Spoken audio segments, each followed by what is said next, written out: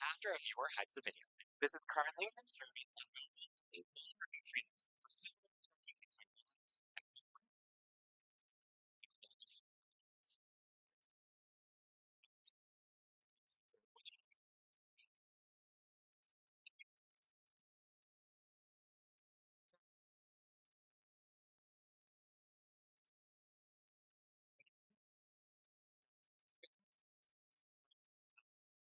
Or for the content in those languages, so you don't speak English, you can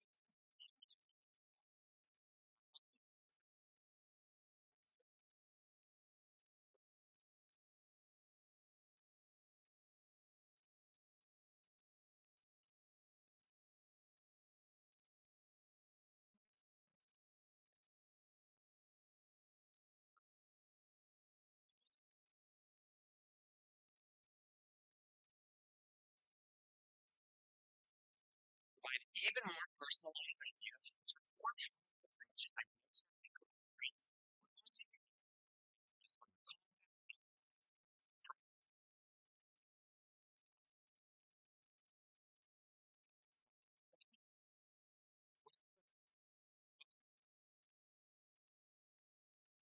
You're fine.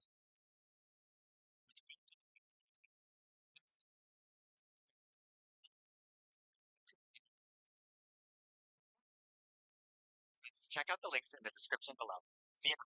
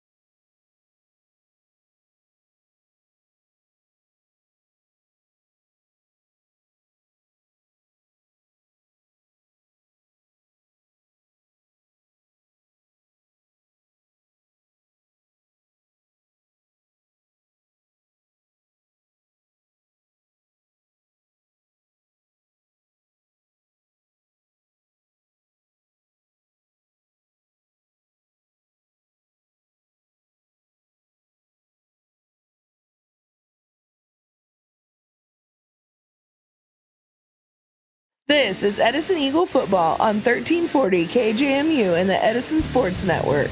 Eagles football is brought to you by Aspen Health and Rehab, America's Oasis, Studio B Marketing, Hillspring Church, Tulsa Moms, Midtown Young Life. Now let's head to the stadium with Grant Merrill and Coach Dean Green.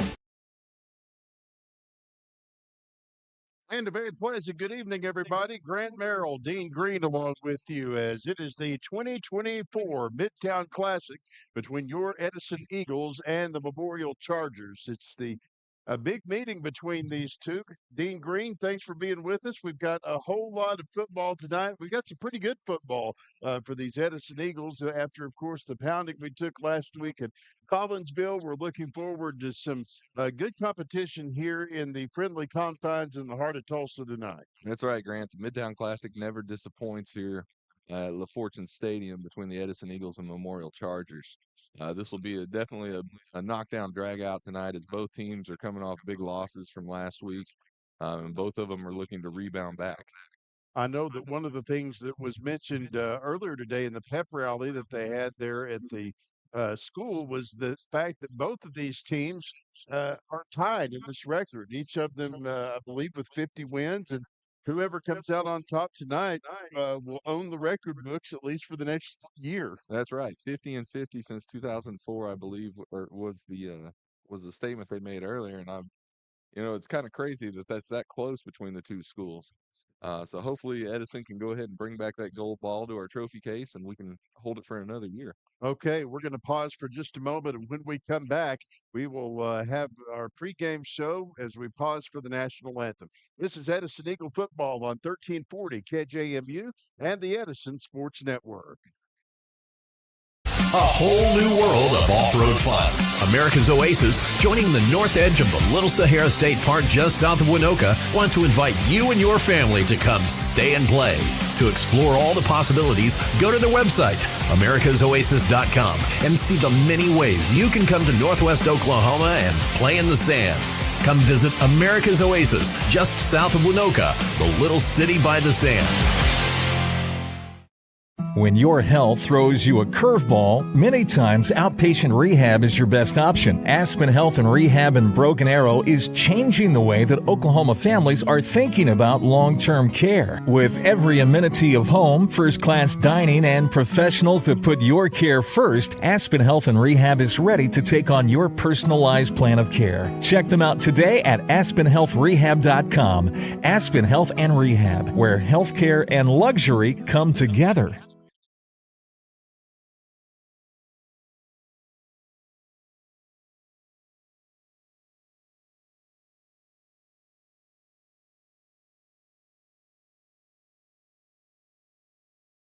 Each Monday night at the City Church. Join us at 7:37 p.m. as we'll help you grow in your faith and grow stronger in your walk with Jesus Christ. At Midtown Young Life, we love to see our students from Edison, Booker T, Bishop Kelly, and Kasha Hall, and invite you to come hang out with us. Young Life will be the best night of your week. Log on to younglife.org for more information. That's Midtown Young Life, Monday nights at the City Church.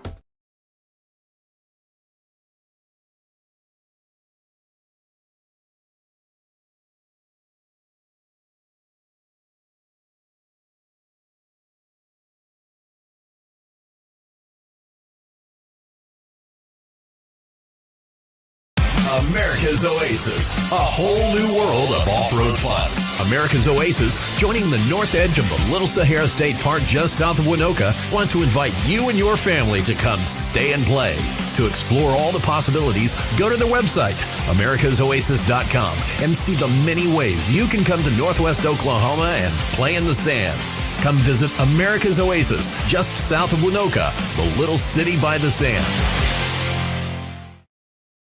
We welcome you back to the LaFortune Stadium in the heart of Tulsa. Grant Merrill and Dean Green, along with camerawoman Candy Nichols. We appreciate each and every one of you for being a part of things tonight, as we, of course, have our team captains headed out to midfield. Memorial is going to be, of course, flipping the coin with our Edison Eagles. Of course, Robert Borgstad, the head coach of the Edison Eagles, ready to try to get a win on our list tonight. Of course, we're 0-2 coming into this ball game with losses in week number 1 here at home against Tilldale, and then, of course, that loss last week at Collinsville. Memorial in much of the same situation. But, Dean, this is a game where a lot of those record books go out the window. It's that rivalry game, especially with it being a crosstown rival situation, and both of these teams looking for a win this evening. Yeah, you throw all the inhibitions out the window when it comes to this game, Grant, because both these teams, there's a mutual respect between the two of them, but neither one like each other at that point. This is definitely going to be another Midtown Classic for the books, and let's hope that the Eagles can come out ready to fight tonight. Well, I know that they are pumped up and ready to go. They had a heck of a pep rally that they had today, and that was a lot of fun for those kids. I know that I was shocked to see my daughter with so much gumption out there. I'm not sure if she was leading a gang or if she was leading a leading a corporation in life, but I'm not sure who she takes after. It must be you on that with the microphone, though, because she had the crowd riled up and was ready to go. And, Gabriella Garner is our new leadership teacher here at Edison, and she did a great job helping organize that. And it was definitely one for the ages today there in the good old Jim Sellers Fieldhouse. Jim Sellers Fieldhouse is one of those places, Dean, that if those walls could talk, there's no telling what might be said. It's always a fun place to have a pep rally. We want to thank all of our fine sponsors, including Aspen Health and Rehab in Broken Arrow on West Houston Street. If you're looking for long-term care for your loved one, Aspen Health and Rehab will be open Monday, and they are ready to discuss the options with you. It is the nicest long-term care facility in Northeast Oklahoma, and they are ready to visit with you. Aspen Health and Rehab, a proud sponsor of the Edison Sports Network and Edison Eagles football on 1340 KJMU and on YouTube at the Edison Sports Network. Both of these teams getting ready to come out. Here come your Memorial Chargers as they head out onto the field here. Some interesting stuff when watching warm-ups with Memorial. They have some really good size to them as this year's football team takes the field for them. They definitely look quick, and it'll be a task for the Edison defense to be able to keep up with some of these guys, it looks like tonight. Absolutely. And as we, of course, get ready to watch these kids play, both of these teams just badly wanting a win. And we know that that is something that we are looking forward to hopefully seeing come through for the Edison Eagles tonight. Yeah.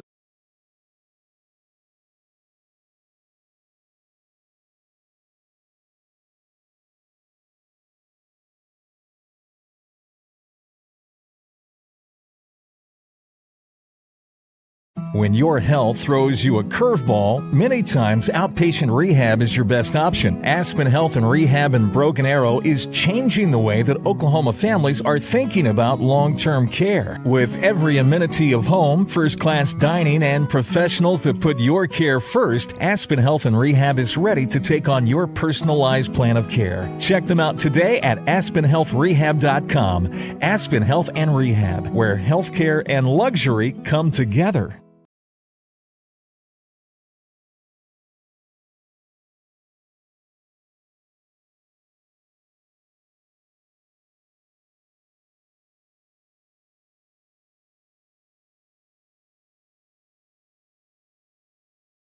Hey students, Midtown Young Life is ready to see you each Monday night at the City Church. Join us at 7:37 p.m. as we'll help you grow in your faith and grow stronger in your walk with Jesus Christ. At Midtown Young Life, we love to see our students from Edison, Booker T, Bishop Kelly, and Kasha Hall and invite you to come hang out with us. Young Life will be the best night of your week. Log on to younglife.org for more information. That's Midtown Young Life, Monday nights at the City Church.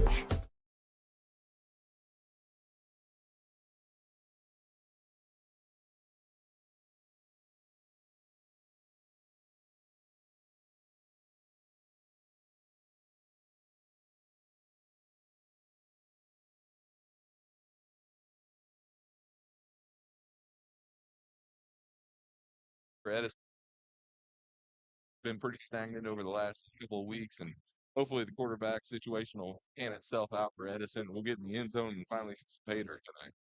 Back deep to receive, the Edison Eagles will watch as the Memorial Chargers set up at about the 9-yard line. Edison, of course, kicking from right to left on the radio dial. If you're joining us on the radio tonight, they're moving right to left, and we are just about ready for this ball game to get started. 12 new minutes put on the clock, and here comes Montgomery, Aiden Montgomery, with the kick, teeing it up at the 40-yard line. The kick is end over end, kicked well back toward about the 22, and they'll be return to get out to the 30, 35, down to the 40-yard line. He's still on his feet, ran out of bounds at about the 45-yard line. And on that return is Kamari Jackson, the freshman wide receiver there for the Memorial Chargers. So already, Dean, we're seeing some young talent that's able to stay on their feet. Yeah, it's going to be a fun night to watch as these youthful Edison Eagles go out here and try to make some plays. Once again, Mason McHugh on the tackle there for Edison, and he's going to be a big key to Edison winning tonight. First down and 10 from the 45-yard line. We've got 11:53 left to go in this first quarter. If you're just joining us, Grant Merrill and Dean Green along with you on 1340 KJMU and on the Edison Sports Network on YouTube. As Memorial's quarterback is going to be Martravian Craigett tonight. Craigett with a man on each side of him. Of course, want to say hello to Roger Green tonight, a class of 75 from over at Memorial. Yeah, he's definitely the biggest Edison supporter tonight, though. Ty Parsley will take it out to the 49. I wasn't sure if that was 1975 or 1875 that, after sending that well wish to the Chargers this evening. But he's old, but he's definitely a converted Edison Eagle fan. Good, especially in baseball, right? Amen to that. 11:46 to go, first quarter action. 14 seconds into this ball game. Already some laundry being thrown onto the field by the officials, and they are moving up the chains after a penalty against Edison will give Memorial 1st and 10 from the 36-yard line. Craigett, the quarterback, with a man on each side of him for the Memorial Chargers. Twins out to the left, one man split to the right. Craigett ready to take the snap here. Does so. It's a high snap, handoff into the hands of Isaiah Brown.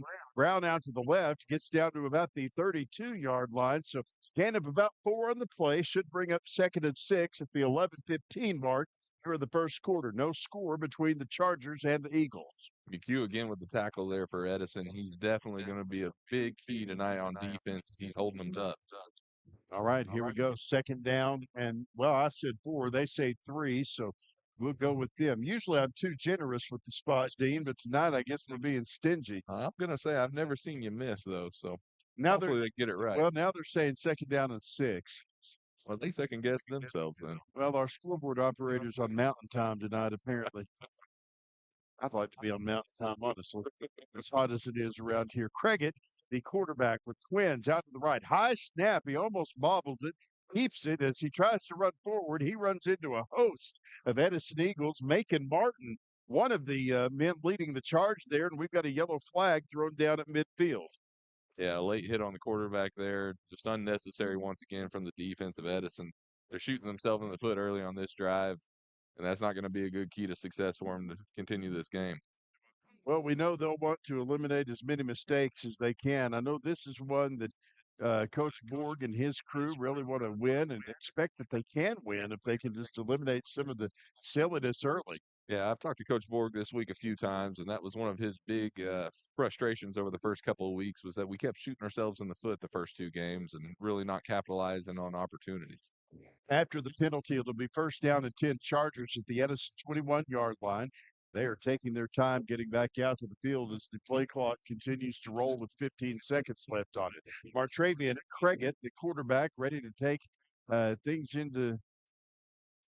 snap things into action here with Isaiah Brown to his right and another man to his left. Now that man in motion. Handoff Brown. He tries to go out around the left side, getting down to the 20, down to the 17-yard line, pushed back a bit.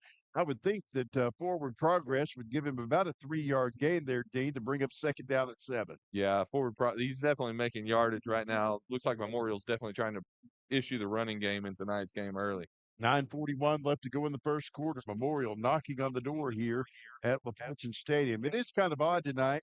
We are in our home stadium, but we're the visitors on the scoreboard. So yeah, nothing like being away at your own place. But that's okay. We still know where all the free drinks are hidden and all the free popcorn. So we're glad about that.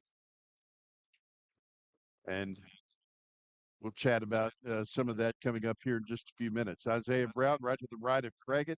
Craig ready to take the snap. Another man in motion to the right. High snap, almost bobbled. He's back to throw, but instead tries to run left. Can't do so. Stopped dead in his tracks by Malachi Reynolds, the 5'11", 265-pound junior. And I tell you, if I'm in a fight, I'm going to want Malachi on my side, Dean. I definitely want Malachi on my side. He's a big presence in the middle of that line for Edison.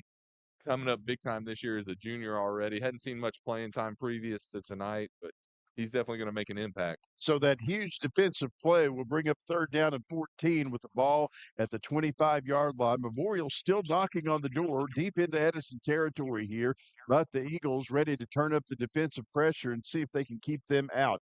15 seconds on the play clock, 8:25 on the game clock, and now Craig ready to take the snap here with Isaiah Brown to his right and Ty Parsley to his left. We'll see what he can do off that left hash mark. Is now Craig takes that snap, drops back to throw, looking to dial up a receiver, sinks it toward the end zone. It falls incomplete. Good coverage there by Edison's Isaiah Rathod, and he ends up breaking up that pass there. So leave us at the 8:07 mark, and now we'll see 4th down and 14 for the Memorial Chargers. These Edison corners have been working hard this week, Grant. They've been working on their technique a lot with the coach. Their practices have been a lot more intense this week, too. It was kind of fun to watch when we were walking by. Absolutely. And we, of course, a lot of preparation going into this ball game. Next week, homecoming against Bishop Kelly. We hope that you can all be there for that. Stay with us. We've got more coming up. Our score, 0-0. We are scoreless. 8:07 left to go in the first quarter, and we have a timeout on the field. Back after this word for Aspen Health and Rehab on the Edison Sports Network. When your health throws you a curveball, many times outpatient rehab is your best option. Aspen Health and Rehab in Broken Arrow is changing the way that Oklahoma families are thinking about long-term care. With every amenity of home, first-class dining, and professionals that put your care first, Aspen Health and Rehab is ready to take on your personalized plan of care. Check them out today at aspenhealthrehab.com.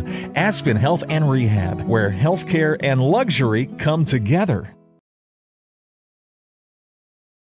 Back here at LaFortune Stadium, getting some hate mail via text from Dean's family. They may be the only ones watching tonight. I'm not sure. Glad you're with us here on the Edison Sports Network. Grant Merrill and Coach Dean Green along with you. We've got a following all over for Edison football. That's the fun part about this, is being able to talk to people all over the nation. We were told we had faces for radio, I think. Was that what he Well, we definitely do. We're the best in this booth, kind of. also a voice for silent films. Amen. We got a field goal being attempted on 4th and 14. Blocked. 25, and it's blocked by the Edison Eagles, and they're going to try to pick it up at midfield. Ball still on the ground, and it's jumped on, pounced on by a Memorial Charger way back near the 40-yard line. So the field goal attempt blocked on 4th and 14, and just like that, Edison will get to take over. And they'll get to take over with good field position here, Dean. Hey, that's a great starting point for the Edison offense. Any kind of momentum we can get moving into this drive will help us out tremendously. Hey, don't forget tomorrow to pick up your edition of the Tulsa World. The great Larry Lewis will have his story about tonight's ball game. Edison faithful alumni, Larry Lewis. I'm just reminding him that as he gets his report ready. Of course, also the brother of Barry Lewis, who we saw at the pep rally today. He was there celebrating the class of 79, and I don't know if he lost a bet or what, but he's in Fairfax tonight covering football. He definitely lost the bet. All right, here we go. The Edison Eagles have the football. That will be Brady Goswick in at quarterback. Handoff, first man through, gets down to about the 36-yard line. Brody, a newcomer this year for Edison quarterback. This is his first set on offense so far. Hopefully he can march it down. Ruben Robledo on the run there, the 5'8", 165 or 85-pound senior, and that'll put Edison at about the 38-yard line, maybe the 36, to bring up second down and 8. So Brady Goswick, the sophomore, ready to take the snap here with Robledo to his left. Robledo takes the handoff, gets down to the 35, down to the 30, brings it down to the 26-yard line, and that's where he's stopped and stuffed. So They should be able, they're close to a first down, maybe able to move up those chains. It was a nice gain there for Edison, but we'll see if we can get them toward another Aspen Health and Rehab first down. Right side of the line really making moves right there for the Edison offense. We've got 7:11 left to go here in this first quarter. They're going to not give the first down, so that'll bring up second down and a yard. Or actually third down and a yard. Robledo snapping into motion here. Goswick with the handoff. Robledo out around the left side this time. Should get his first down as he gets down to about the 24. That was a nice gain there, and they'll move up those chains for another Aspen Health and Rehab first down. Coming up at halftime, Mick Wilson will join us, the athletic director for the Tulsa Public Schools. Always great to have Mick in the booth with us as he lays his knowledge and wealth of information on top of us. We'll let you hear and watch the Edison Screaming Eagle Marching Band and also Memorial. And then, of course, we'll go over some of our homecoming festivities next week as we, of course, have a nice homecoming court. Yes, we got a great homecoming court for this year's set. I know who I want to be queen. Goswick ready to take the snap, looking as a flag flies. He tries to connect with an open man down at the 13-yard line. He was aiming there for London Levy. The incomplete pass will bring up about second down here. Looks like we got a false start. Yeah, we'll see what the flag entails. It is a beautiful night for football. The hotness, the heat has somehow subsided a little bit. Not saying it isn't hot out there, but it's a lot nicer if you want to come out and watch football. You have plenty of time to get here. There's still short lines over at the entrances, and it's a great night to come out here and support your Eagles or Chargers and just enjoy this Midtown Classic in person. I'm a little concerned that a fire truck has showed up with its lights on. I do know some of my relatives are here from Sequoia County. So. This is true, but hey, even firemen love football for Edison. That's true. 6:16 left to go in this first quarter of play. No score if you're just joining us. 1st and 10, Edison Eagles at about the 26-yard line. It's actually going to be first and a yard. They're moving up those chains and moving up that down marker to first and millimeters here as Brady Goswick ready to see what he can do. I'm thinking they called that an interception on the last play there, Grant. They Memorial's offense is now taking the field. Oh, I'm sorry about that. Yes, you're right. That threw me for a loop on that one. All right. Here's the quarterback, Craigett, ready to take the snap, does so, and meets a wall of Edison defenders.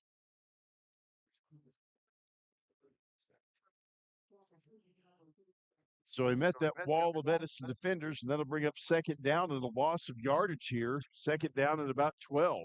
Big gang tackle for Edison right there. Defense looking to push them back deeper into their own territory. 5:53 left to play here. Clock rolling. Second down and 11 for the Memorial Chargers from about the 14-yard line.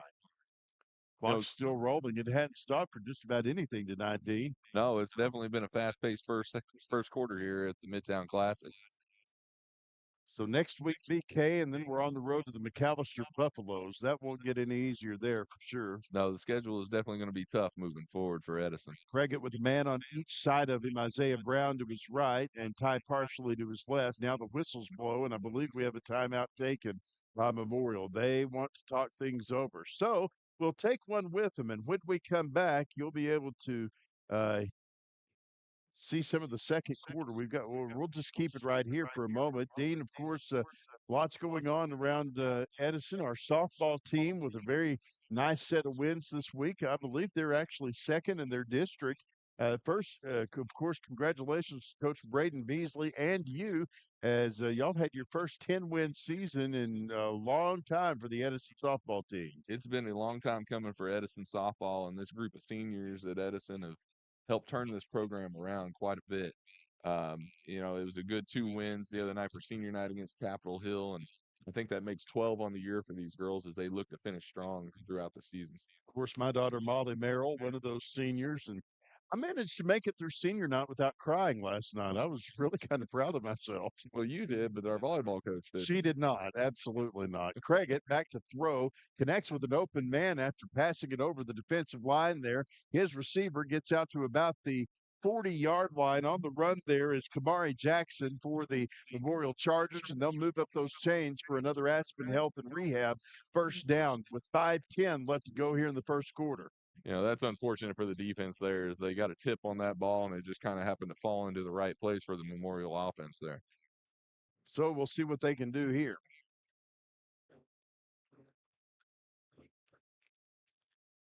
Memorial has had some momentum, but we have no score as of yet, and that's what matters. Edison defense keeps holding strong, so let's hope they can keep them to that goose egg on the scoreboard. Memorial pitched twins to each side of the line, and now Craigett is going to line up in the gun with Isaiah Brown there beside him. Dropping back, he'll keep the football, and now he's dragged down by an Edison Eagle, and that on the stop is Isaiah Ellis, the 6'1", 300-pound senior. Boy, he is a presence in the middle of that line for the Edison Eagles defense. There's a reason not many try to run up the middle on them. Not a guy that you want to go head-to-head with by any stretch of the imagination. 4:20 left to play here. Clock rolling. No score between Memorial and Edison. It's going to be second down and 9 from the 41-yard line for the Memorial Chargers. Edison defense still holding strong right here, Grant. Hopefully they can call up something and get off this field. Wind sent to the left, and Brown to the right of the quarterback, Parsley to the left, and Craigett ready to take the snap. Handoff out around the right side, Parsley to the 40-yard line. He'll be ran out of bounds at the 41, so he doesn't get any further, Dean, than the line of scrimmage. No, Josh Walker doing a great job working from the inside out there and using the sideline as his buddy right there on the tackle. Josh Walker, the president, Macon Martin, some of these kids out there doing well. Roby Jefferson, one of those. Yeah, all these kids are doing a great job so far this year. They're definitely learning as they're newcomers to the field this year for Edison. We graduated quite a bit off last year's group, and they're definitely stepping up, trying to learn the roles that they need to make them successful. Pardon me, that's Jefferson Roby, not Roby Jefferson, is headed there on the line. I know enough to know that. He's got the most excellent flowing locks of hair you'll ever see on a senior in high school. He does. Troy Polamalu's got nothing on him. All right, here's Craigett ready to take the snap. Does so. Short pass across the middle as his receiver gets out to the 44-yard line. On the run there, Jackson Moreland, the tight end for these Memorial Chargers. They'll move up the marker just a little bit, and that'll bring up third down and 5 after a gain of about 3 on the play. Tyler Cook with an excellent tackle in space there for the Edison Eagles. He's another one that stepped up this year and really claimed the role as a leader on this defensive staff. So if you look at the scoreboard, it kind of looks like a lifeless game, but that's not really the case here tonight. No, this is kind of a heavyweight boxing match, just trading blow for blow right now. Memorial has kind of controlled the time of possession on the football here, but hopefully Edison gets that back and we're able to light up our offense here in the next few minutes. On 4th and 5, Craigett, the quarterback, ready to take the snap. Everybody's close in with one man split to the right. And now he's going to quickly punt it here on 4th down. And now we're going to see that ball at the 40. Very short kick there. I'm not sure if that one was blocked or if it was off the side of his foot there, Grant. But either way, the Edison defense put pressure on him and forced him to get rid of it quickly. Here I am not even paying attention to the fact that they're punting it. 4th down kind of sneaks up on you sometime. 2:48 left to go in the first quarter. No score here as Edison will have the football 1st and 10 at their own 41-yard line. Let's see if they put Brody Galswick back out there at quarterback or if they'll go ahead and try Hayden Perry back out there as they've done in the first couple of games. And it looks like it's going to be Perry for this series. Hayden Perry back in the ball game after a series of downs that he was out for a little bit.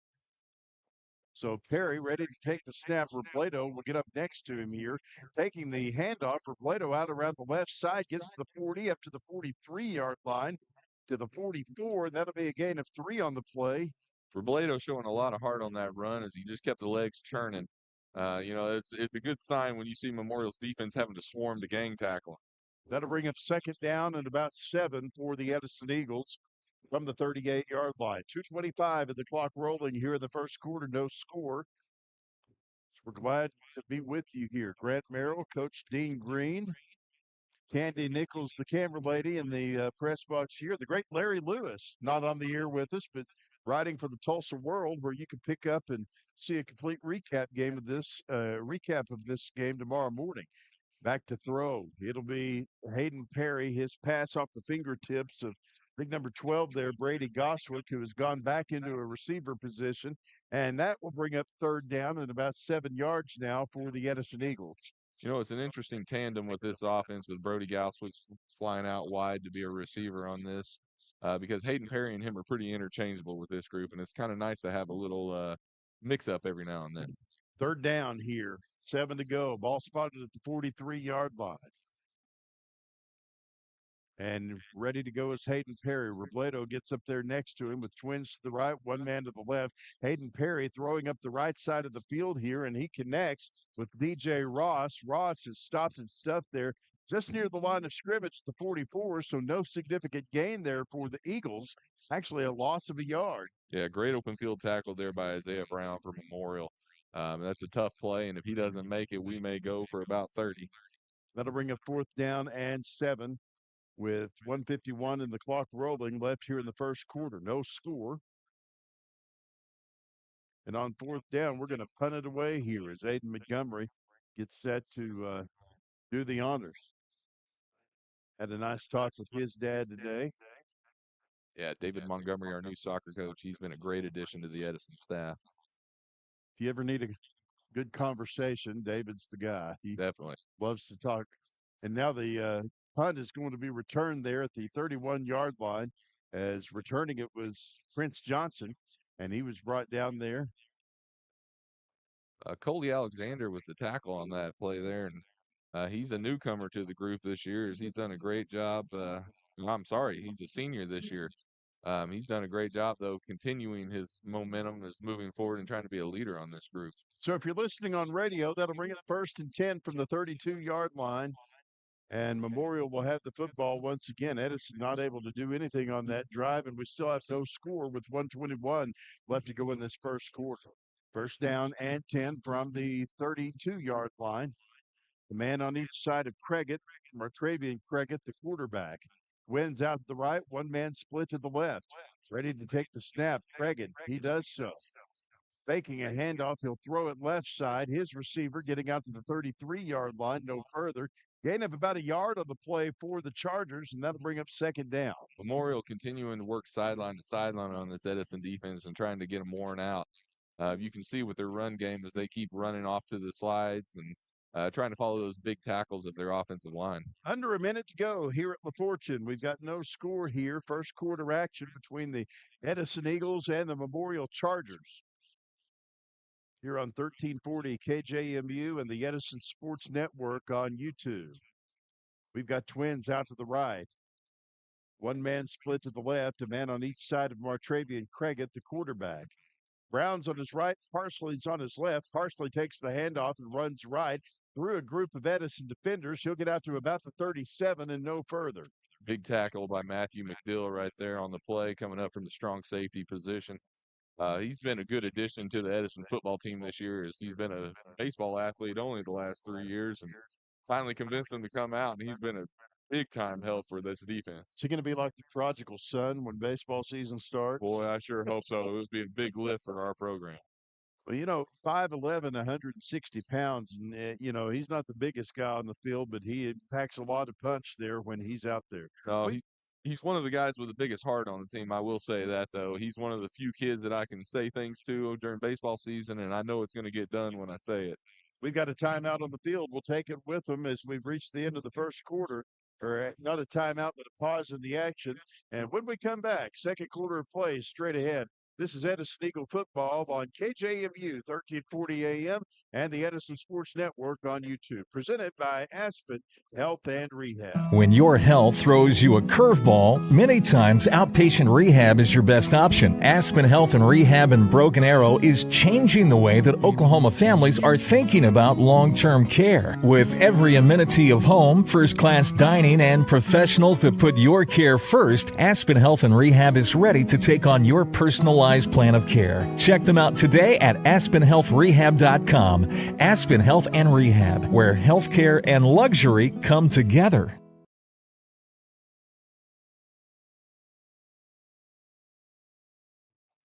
We welcome you back to the LaFortune Stadium. Grant Merrill and Coach Dean Green along with you tonight. The Mean Green Eagles of the Edison football team here making a quite good game here tonight for this Midtown Classic. Memorial Chargers holding strong as well tonight, and it's been a battle for the ages so far. Well, we're glad you're with us here on radio and TV as we bring you all the action of this Memorial Classic. The winner with bragging rights tonight after we get done with this thing. Yeah, this is one that the kids have been talking about all week at Edison, and I'm sure it's the same at Memorial. They want this one worse than they do any other one on the schedule. All right, here we go. Edison Eagles, they everybody close in, defending against this Memorial Charger offense. The snap into the hands of Isaiah Brown. He took a direct snap there and got down to about the 41-yard line, so a short gain there for the Memorial Chargers. Very unorthodox formation there for the Memorial Chargers as they lined up 4 in the backfield and 3 off to the right there. You don't see that too often, but it was almost kind of a version of the wing T set. We've got no score here if you're just joining us as we've gone into the second quarter.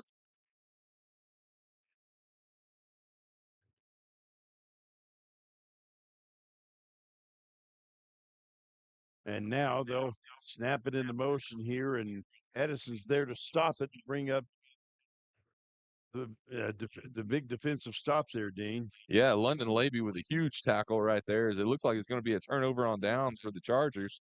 And Edison's going to take over right there. Labey coming up fired up after making that big tackle for them. So a pretty quick touch of the football there for Memorial. They didn't keep it long, and now we'll see Edison take over on downs. They're having kind of a prolonged chat with Coach Borgstadt and their coaching staff here. Yeah, Borgs I've talked to a few times this week once again, and he's definitely concerned with the offensive output right now, and they're just trying to find something that's going to click for them. And it looks like things have been moving in the right direction as far as with Brody Gauswick and Hayden Perry switching off spots here and there. They have done that. Now Goswick is back in at quarterback, ready to take the snap here with Ruben Robledo right there behind him. And we got one man split to the right, one man to the left, and the handoff to Robledo. He's down at the 30, down to the 25-yard line, stops short at the 24, and that's a big first down. An Aspen Health and Rehab first down for the Edison Eagles. Malachi Reynolds really opening a hole there on the line for Edison as he bulldozed his way through and had a big pancake block there. So we'll see what happens here. First and 10 from the 27-yard line. Edison finally showing signs of life now, and they're getting their momentum going. Hopefully they can find pay dirt this drive. Isaiah Rathod splits the right with Plato next to the quarterback as now Gospel hands off. First man with the touch of the football gets down to the 21-yard line, and on the run there, that's London Labey for the Screaming Eagles here. As he'll get a few yards off of that. 10:40 left to play here in the first half. No score, but Edison knocking on the door. That bringing up second down at about 6. London Labey really showing why he's one of the captains on this team as he drives forward and keeps helping his offensive momentum continue. Labey excellent in just about everything he does, that's for sure. Yeah, he's a all-everything wrestler. Tried baseball last year for me and was really uber talented at that as well. Second down and 5, and now Goswick ready to take the snap. Robledo moving up next to him in the gun. Handoff as Robledo out around the left side. Gets stopped and stuffed there by a Memorial defender leading the charge there. Isaiah Brown playing both ways on the football tonight. 10:27, clock rolling, and we've got no score here in this first half. Edison offense finding some success on the ground this series. I wonder if they'll flip it up and go to air it out one time right here, Grant. Well, they might. We'll see what happens here. Third down and 5. Sneaking up on that 10-minute mark here in this first half. We'll be home for homecoming against Bishop Kelly next week here in LaFortune Stadium. And then 2 weeks tonight, we make the trip to Pete's Place for some garlic bread, and then we go watch a football game at McAllister. Go get our belly full and enjoy a night of Mean Green Eagles football. You're absolutely right. Mean Green with the Dean Green. And now we've got a timeout on the field.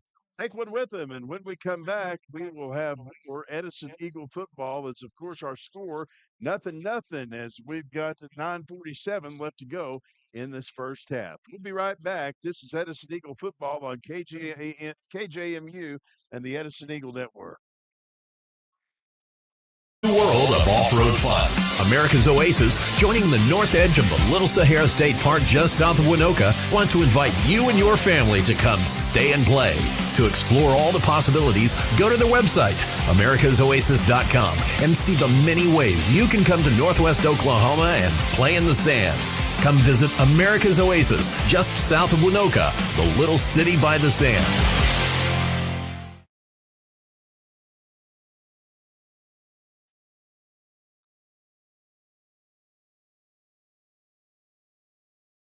We welcome you back to LaFortune Stadium. 9:47 left to go here in this first half. Grant Merrill, Dean Green along with you tonight. 3rd down and 5 from 43 for the Screaming Eagles. And now rolling out to the right is Brady Goswick. Goswick on his feet gets down to the 20 and ran out of bounds at the 19. So on that keeper, he didn't get a heck of a lot of a gain there, but, it was about 3 yards, and he's just charging onward and upward, Dean. Yeah, Galswick's showing while he's a versatile player here and really good to Edison in a good spot here coming up on 4th down. Makes it 4th and manageable at least and gives them a good chance to try to convert here. No score as of yet. 9:41 left to go here. That'll bring up 4th down and 5, and this is a crucial conversion here for these Edison Eagles who look like they're going to go for it. Yeah, once again, they're trading strike for strike here with Memorial, and hopefully this will be the one that'll punch them through. Goswick in a quarterback, Robledo right behind him, and everybody's close in. He'll take the snap. Robledo out around the left side, charging forward, gets down to the 15, down to the 11-yard line, and that's another Aspen Health and Rehab first down as the Eagles continue flying toward the end zone. Robledo doing a great job of reading his block there as they move to the outside on the stretch play. Had a couple blockers moving in front of him on the pulling guard there, and Robledo, I can't speak highly enough of his vision right there and being able to actually find the way to get the first down for the Eagles. So that brings up 1st down and 10 from the 13-yard line. We'll see what he can do right here.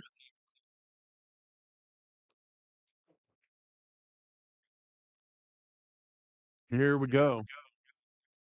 As Goswick ready to take the snap, does so. Robledo trying to charge up the middle, and he's brought down by a couple of Memorial Chargers there. Leading the charge there for the Chargers is big number 52, Aaron Williams, the defensive lineman. Looks like we got some more laundering on the field after that, as it looks like the Eagles have kind of shot themselves in the foot once again. Well, you hate to see that, as, of course, we are so close to the end zone. 9:01 left to play here. These are really those mistakes that Coach Borgstadt was talking about, trying to keep to a minimal this week.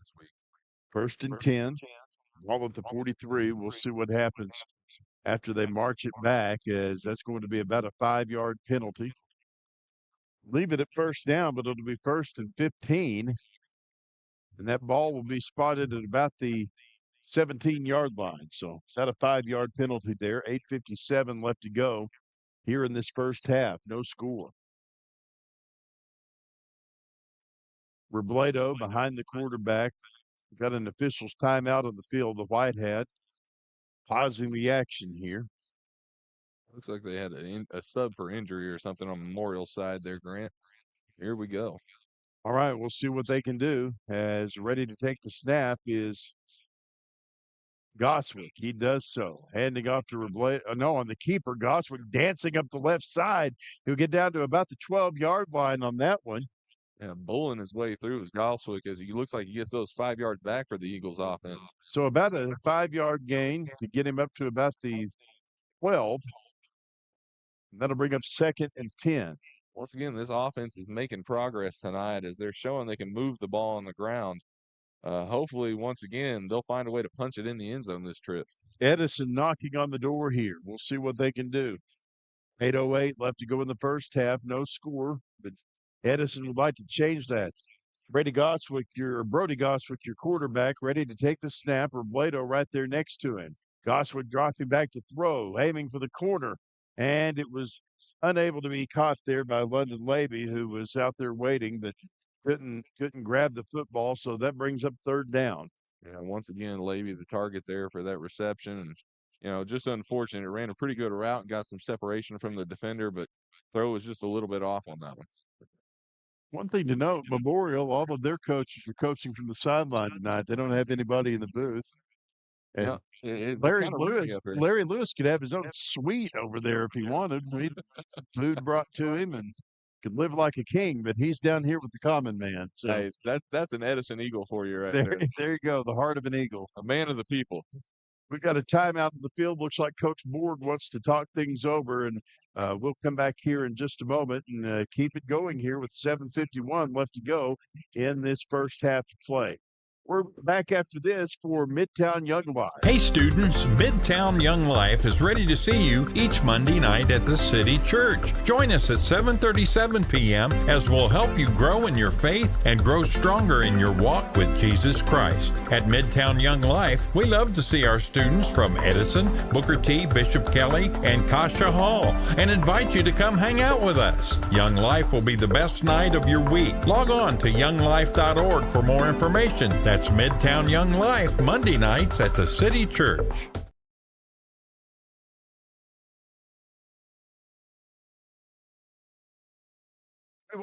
We welcome you back. Grant Merrill, Dean Green along with you here. Third down and 10 with the ball spotted on the 43 for these Edison Eagles. And they're knocking on the door with a chance to score here. Rolling out to the right is Goswick. He'll connect with an open receiver. Levy into the end zone. Touchdown, Eagles. Oh, he called him out. Did they call him out? He was close. I thought he got into the end zone, but no. I'm not sure about that call there. It looked like he was tiptoeing along the sideline, but I thought he was for sure keeping it in bounds. He should have at least got the first down there, but I think they're going to call him out of bounds at about the 4-yard line. Tough break there for the Eagles offense. Hopefully they can still capitalize on this drive as it comes up to, it looks like a 4th down now. Not something that a lot of Eagle fans are in agreement with right now. We'll see what happens. All right, 7:44 left to play, first half action, and this is a very important one here. 4th down and about 2 to go from the 4-yard line. And now the timeout taken by the Memorial Chargers. They want to talk things over. Just shows you the importance of this drive here, Grant, as Memorial's making sure that they can regroup and try to gather their thoughts on this and find a way to stop this drive in Eagles offense. We'll take a break and be right back after this for Aspen Health and Rehab on 1340 KJMU and the Edison Sports Network. When your health throws you a curveball, many times outpatient rehab is your best option. Aspen Health and Rehab in Broken Arrow is changing the way that Oklahoma families are thinking about long-term care. With every amenity of home, first-class dining, and professionals that put your care first, Aspen Health and Rehab is ready to take on your personalized plan of care. Check them out today at aspenhealthrehab.com. Aspen Health and Rehab, where healthcare and luxury come together.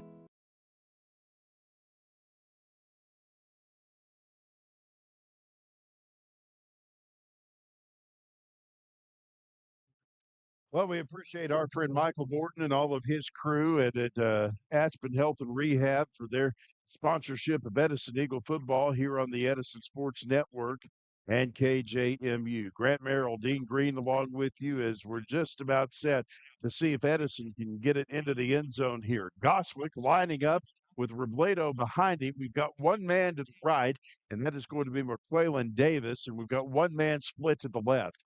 Here we go. Off the right hash mark. He signals a man in motion to the left. Goswick ready to take the snap. Does so. Handoff. First man through is Robledo, trying to march down to get a first down. And he got some forward progress there. Memorial signaling like they've stopped him. Looks like they're successful in that hold there, Grant. Looks like it'll be a turnover on downs for the Edison Eagles offense. I really thought they had a chance there. They were spreading everything out wide there, and I thought they were going to go one-on-one to the top side with Levy there, but I guess they decided against it and thought the run game was the best option there, and unfortunately got stymied by that stiff Memorial defense. Well, you hate to see a turnover on downs, but the good news is that they're at about their own 2-yard line, and Edison's got an incredible defensive line, Dean. Very much so. Malachi Reynolds, one of the staple points there on that line off to the right side there. Is not many teams have been successful running that way so far this year. they've more gone away from them than anything. So Craigett with a man on each side of him ready to take the snap here. One man to the each side of the line here. Craigett getting set to go. Takes the snap, steps back into the end zone, and hands off to his first man through. Fumble on the play. Who's got it? Isaiah Brown let loose of it. Does Edison have it? Yes. Looks like the Eagles recovered there, and they'll have it on the 5-yard line. So big time turnover there as Josh Walker, number 13 for the Edison Eagles defense, recovers the fumble there. So that's a huge change in momentum there for the Edison Eagles, and they are going to head to the sideline and try to change out some personnel here. Yeah, with this clock kind of winding down late in this first half, it's a big boost for the Edison Eagles offense. That defense really showing why they're the strong point of this group this year. 1st and 10, ball spotted at the 5 as the offense marches its way back onto the field. While we're at it, I also want to give a shout out to Edison Eagle alumni Chris Resnick listening to us from Magnolia, Texas tonight. 1983 grad, I believe. Hayden Perry back in with Robledo next to him, and man in motion to the left as now taking the snap. Hayden Perry rolls out to the right on the keeper, and he's dragged down by a Memorial defender. Looks like on the stop there, that was big number 24. That is Devin Ezell there for the Memorial Chargers. Yeah, Ezell with a big open field tackle for the Chargers there as Perry did everything he could to try to get away. That'll bring up 2nd down and a loss there as the ball spotted at the 10-yard line. 7:06 left to go in the first half, and we've got no score. 2nd and goal from the 10-yard line. Hayden Perry lining up the quarterback with Robledo behind him. Split out to the right is going to be Rathod. Perry with the connection there. Connection. Touchdown. Man, Levy came out of nowhere on that one, cutting in on a slant route. Big time connection, and that's the first touchdown of the year for the Eagles offense, Grant. Outstanding. We've had a great showing at Collinsville. Of course, that was where they ended up running back a return for into the end zone for the touchdown. And now they're going to try the extra point here. Edison, of course, the away team on the clock, which is a little counterintuitive, but that's the way it's going in this game tonight. And they end up getting their extra point here. Yeah, Montgomery with a big boost there for the kicking game for the Eagles after losing Max off last year's team due to graduation. 6:45 left to go here, and of course it's 7-0. Edison taking an early lead, probably the first lead of the season, if we're being honest here. It is. It's going to be a boost for this offense, especially after scoring finally, and hopefully we can see more of that this game. I think when Mick Wilson comes up here at halftime, I'm going to ask him to order some new chairs for the LaFortune press box. Well, if anybody can do it, it's Mick. Do we have any like of those requisite forms or anything like that? We can just hand him when he comes up here. All complaints, Grant, are filed to the volleyball coach of Edison. Gosh, she complains right back enough to me. So 6:45 left to play here, 7-0. Edison leading it if you're just joining us.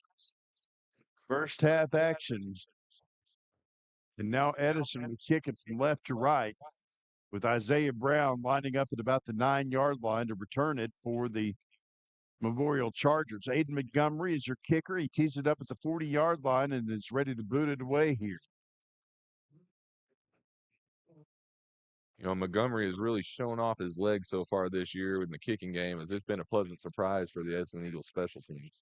Here comes Montgomery's kick. It is end over end, kicked nicely back toward the 19, and that's where Brown picks it up. He'll get out to the 20, 30, 35, 40, 45, 50, breaking free down to the 40-yard line of the Eagles, and finally knocked out of bounds there. Aiden Montgomery coming back to play a little defense there and handles himself nicely as he runs him out of bounds, Dean. Brown with a big return there for Memorial's offense. That's one of those things where if you don't stay in your gaps and hold your responsibilities there as the special teams, the other team can get away with quite a bit, and that's exactly what happened there for the Memorial offense. That's very true. Here we go. 6:37 left to play here. 7-0 our score. As the ball spotted at the 38-yard line. Memorial in a great starting position as far as field position goes right now. Hopefully this doesn't prove true to be just like Edison's was last time. They're rearranging the chain crew here. Twins out to each side. Craigett, the quarterback, handing off to the first man. He can't go anywhere. No, gang tackled there by the Edison defense. It looks like they've been practicing on swarming to the ball this week, and it's really showing up this game. Brandon McNack is leading the charge there on the defensive stand there for Edison. And that'll bring up second down and about 14 for the Memorial Chargers. Talking to Mike Edwards this week, one of the defensive people there for Edison, he's done a great job coaching them up this year, and he's really working with a bunch of younger guys on tackling for them and making sure that we're pursuing to the football. And, finally it looks like it's coming to fruition a little bit. 6 minutes left to play, 7-0 our score. As we'll see what they can do here. One man on each side of Craigett, the quarterback. One man split to the left, twins to the right. Craigett back to throw, sacked in the backfield down near the 49-yard line of Memorial. Big Malachi Reynolds there with the sack for the Edison defense. Once again, he's making his presence known tonight. If we ever need a bouncer at baseball games, that's our man right there. He has got my vote for sure. And what's funny is he's one of the nicest kids in the school, too. He absolutely is. Put some pads on him, and it becomes a different animal. 5:14 left to play here. Coming up at halftime, we'll treat you to the to the performances of the bands, both Memorial and Edison. And also, we're slated to talk with the great Mick Wilson, athletic director of the Tulsa Public Schools. Third down and 1.5 miles for the Memorial Chargers. As Craigett lines up with the shotgun this time with a man there right next to him, Devin Schuler. They throw it left side. It's incomplete down to the 15-yard line. Nobody there to get it. Nice work on the Edison defense breaking up that throw, and we've got an injured Charger as it looks like that Kamari Jackson is down and tenderly getting up. Or actually, that's number 18. That's going to be Terrence Lloyd. Yeah, Marquaylin Davis with a great pass break up there for the Edison defense. And unfortunately there for Lloyd, it was just an awkward way to land on it, it looked like. 4:37 left to play here. I do know we have a great student trainer who's out here trying to help things tonight. Yeah, Molly does a great job down there, and we really can't speak highly enough of how well she's done with our athletic training staff. In recent changes, we have Diana down there now as our head athletic trainer, and she's been a welcome blessing for the Edison staff. She has. We've had some great trainers. Michael Godecki was, of course, one of them and did a great job with these kids. And we're just blessed with all of those that work under Steve Freebus to get things, keep people healed up here. Very much so. Punting on fourth down, Memorial will kick it back out to about the 21-yard line, and that's where it's rolled off and marked off. At the 4:37 mark here in the first half, it's 7-0 Edison leading Memorial. Edison's looking to get some drives together here with their offense, and hopefully they can keep first down chains moving on this and hopefully run the clock down to the half and score right before. We would certainly like to see that. That is for sure. Yeah, that would be a welcome sight. Hopefully we'll see if they can keep the momentum moving as they have previously. Everybody taking a little longer to get back out there. And Edison lining up 1st and 10 at their own 23-yard line. Back under center, it'll be Brady Goswick with Robledo behind him. Single back behind the quarterback here, and Goswick ready to take the snap. From about the Well, it's the 18-yard line, not the 23. He was a little further back than I thought. Handoff, first man through. Actually, Goswick on the key, or no, Levy out to the 35. He'll get to the 40-yard line, right out of bounds to the 42, and that should be a big Aspen Health and Rehab first down, Dean. Yeah, Laby's showing his strength right there and just bowling through defenders on his way down the field. He's really showing that tough-mindedness, which, we can kind of thank our Edison wrestling staff for. 1st and 10 now for the Edison Eagles at their own 43-yard line as they move from left to right on the radio dial. 4:13 left to go in the first half, 7-0 Edison leading. If you're just joining us, we're sneaking up on halftime. Edison with their first lead of the season so far after some pretty tough performances against both Hilldale and Collinsville these last 2 weeks. But now they're in the lead. Handoff for Blado up the middle, gets to the 50, down to the 45, gets his first down, and will be brought down at the 43-yard line by a Memorial defender. Some more tough running there by Robledo, just carrying defenders downfield. He's one of those that's kind of the heart and soul of this Edison offense so far tonight. Kamari Jackson made the stop and stopped the bleeding there for the Memorial defense. Now to be 1st and 10 from the 44 of the Chargers. Goswick with a man behind him. That's Robledo. Quinn's out to the left, empty field to the right. And now Goswick ready to take the snap as he splits the hash marks. Goswick takes the football, hands off Robledo up the left side this time, breaking in to the 35-yard line near the first down marker. I think he got it. They'll move up the chains, and that's another Aspen Health and Rehab first down. And now the Eagles is having their way with the field here, Dean. They're finally breaking through, and that offensive line is just, showing their dominance right now as they're moving the defensive line of Memorial back at least 2 or 3 yards every play. That'll put them 1st and 10 at the 33-yard line. We've got twins to the right for the Eagles. Robledo, the single back behind the quarterback, Goswick. He's on the left hash mark. Robledo moves next to him in the gun. Goswick fakes a handoff, runs up the middle, gets down to the 29-yard line. So that'll be about a 4-yard gain there for the Edison Eagles. 2:40 left to play here with an Edison lead.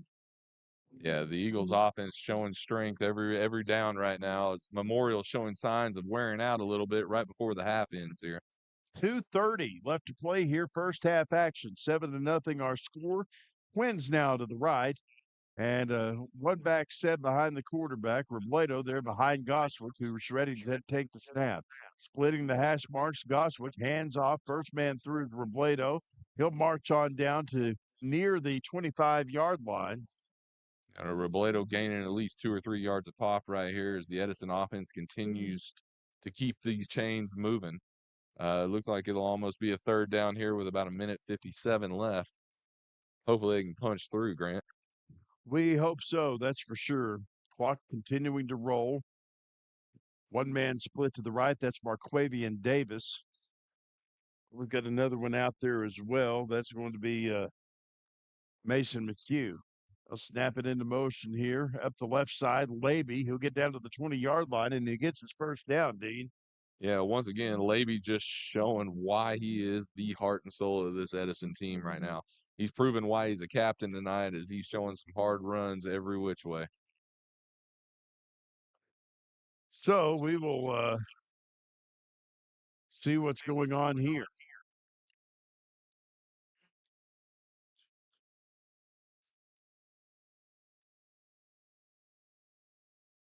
Now back to pass. Goswick aims up the right side of the field and tries to connect with Mason McHugh. Can't do it. And that'll bring up second down. Great throw by Galswick as he put it where only McHugh had a chance at it. McHugh just couldn't get any separation away from the defender right there. Great defense by the Memorial defender.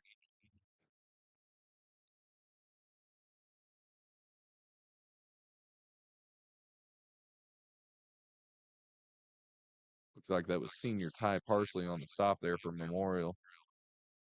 Hopefully Galswick can find some success right here. All right, Goswick ready to take the snap here with the man next to him in the gun. That's Laby. Laby takes the handoff and gets up to the 19-yard line, just trying to barrel his way up the middle. Yeah, number 30 right there, Xander Thomas for Memorial with a big stop as it kind of pushes Edison in the backwards direction. They're leaving the clock in. The clock is continuing to roll. We've got a 7-0 ball game. Edison leading. They've got 40 seconds left in the half to see what they can do. Good news is they will have the ball to get things started in the second half. Here we go. Goswin back to throw. Guns it up the middle of the field. It's off the fingertips of a Memorial defender. He was aiming downfield for McQuavey Davis. That'll bring up fourth down in about 7. Looks like the defender might have got there a little bit early, but no laundry on the field there by the officials, as they've done a great job tonight keeping this game in check. The Edison offense showing signs of life for the first time. 4th down. I wonder what their plan is here. Are they going to try the field goal, or are they going to try to kind of go for this one? I'm going to bet you they're going to go for it here. Yep. Looks like it. Trips out to the right this time. One man split to the left, and Brady Goswick ready to take the snap. We will see what he can do. And he draws a man off sides on the defensive line there with 27 seconds left. If they can get enough penalty yardage, they might get that first down on penalty yards. Great call by Coach Borgstadt and the offense to try to hard count the defense there just to gain a few more yards and give them a better option at either going for it or maybe even kicking it. They are at least going to get some yardage to try to barrel their way through there. They'll put it at the 14, and that's where Edison will be on 4th down with 27 seconds left to go in the first half. This plays right into the hand of the Edison run game so far tonight. Hopefully they'll be able to bull their way through for another first down. Trips to the right. Perry split to the left. Goswick ready to take the snap. He does so, drops back to throw, guns it up the middle of the field, and the pass falls incomplete. So not what Edison wanted to see. They were unable to convert on that 4th down, and with 23 seconds left, Memorial gets just that much time to try to march it the other way. Yeah, Mason McHugh with a great route there for the Edison offense, and the sophomore Brady Goswick's throw just coming up a bit short. That's one of those things that he's going to hopefully develop as he gets older and be able to complete that throw, and it'll be pay dirt for the Eagles. So 1st and 10, Memorial with 23 seconds left to go in this first half. Night has fallen here on LaFortune Stadium. Yeah, once again, a beautiful night out tonight, though. Can't ask for better weather. Statement's almost like a country song waiting to be written. Nightfall at LaFortune Stadium. I'd listen to it, that's for sure. Maybe I can get AI to write it. 23 seconds left to go here. 7-0 our score if you're just joining us. Appreciate Bailey Rogers and her crew at the Midtown Young Life chapter. Do a great job of keeping our kids growing in their walk with Christ, and they meet every Monday at 7:37. So we're going to let the clock roll out on this half, and we will hear from Bailey and Young Life, and we'll be back for halftime festivities here in just a moment. You're listening to Edison Eagle Football on the Edison Sports Network at 1340 KJMU. Hey, thanks for being with us tonight. Hey students, Midtown Young Life is ready to see you each Monday night at the City Church. Join us at 7:37 p.m. as we'll help you grow in your faith and grow stronger in your walk with Jesus Christ. At Midtown Young Life, we love to see our students from Edison, Booker T, Bishop Kelly, and Kasha Hall, and invite you to come hang out with us. Young Life will be the best night of your week. Log on to younglife.org for more information. That's Midtown Young Life, Monday nights at the City Church. When your health throws you a curveball, many times outpatient rehab is your best option. Aspen Health and Rehab in Broken Arrow is changing the way that Oklahoma families are thinking about long-term care. With every amenity of home, first-class dining, and professionals that put your care first, Aspen Health and Rehab is ready to take on your personalized plan of care. Check them out today at aspenhealthrehab.com. Aspen Health and Rehab, where healthcare and luxury come together. America's Oasis, a whole new world of off-road fun. America's Oasis, joining the north edge of the Little Sahara State Park just south of Winoka, want to invite you and your family to come stay and play. To explore all the possibilities, go to their website, americasoasis.com, and see the many ways you can come to Northwest Oklahoma and play in the sand. Come visit America's Oasis, just south of Winoka, the little city by the sand. We welcome you back to LaFortune Stadium. Halftime festivities continuing, and we will send it down to the field and let you listen in to the performance of the Memorial Charger Marching Band. Ladies and gentlemen, boys and girls, children, the Memorial High School production proudly presents the band from Charter Land, the Pit.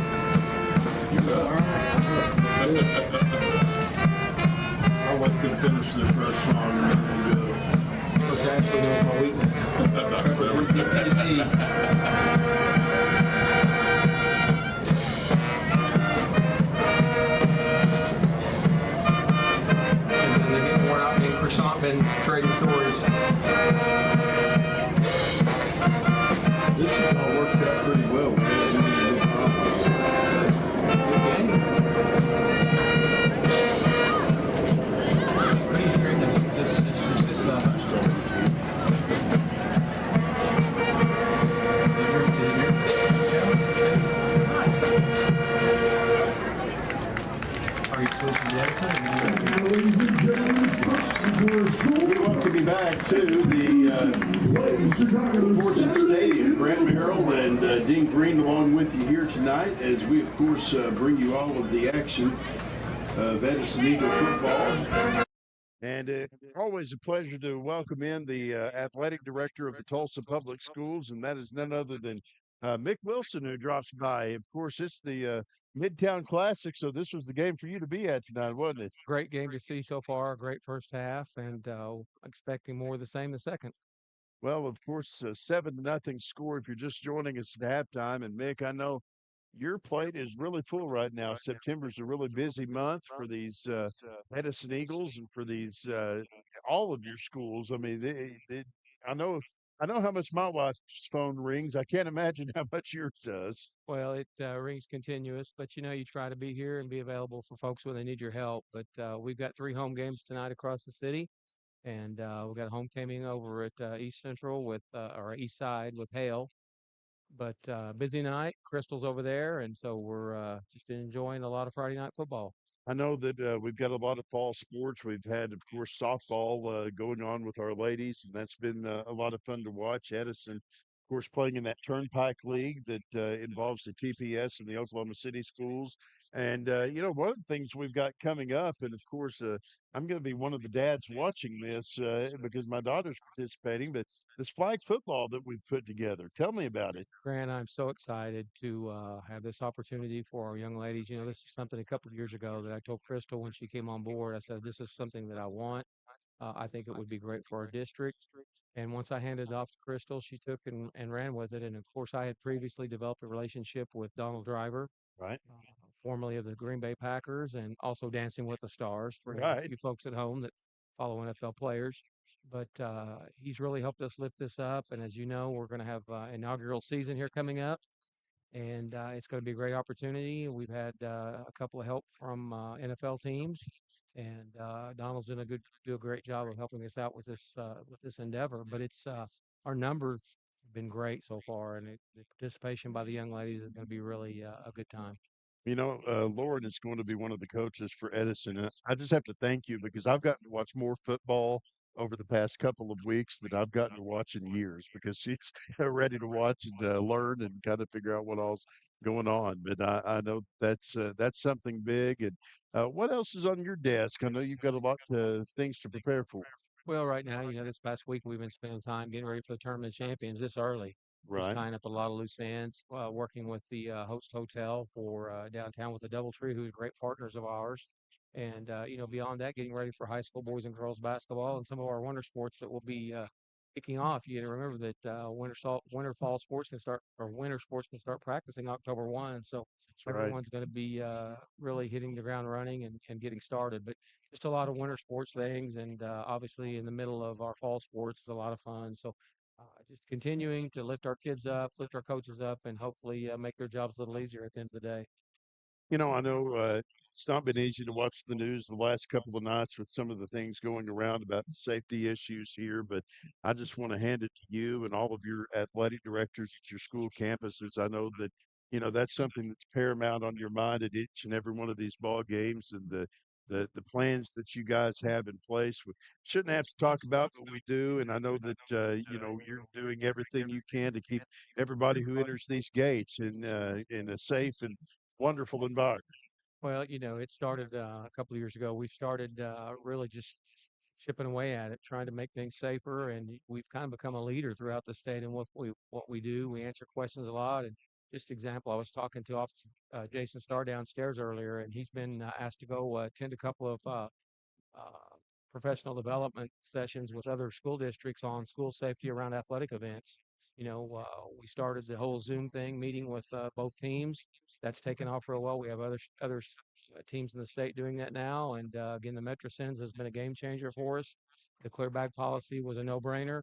So we're going to continue to keep safety at the very forefront of everything that we do. And our athletic directors, our administrative teams at each site have taken that very seriously, and I think we're going to continue to keep our fans safe, our kids, our fans, our coaches, students, everyone involved, just in a safe environment as the best we can, and continue to be vigilant.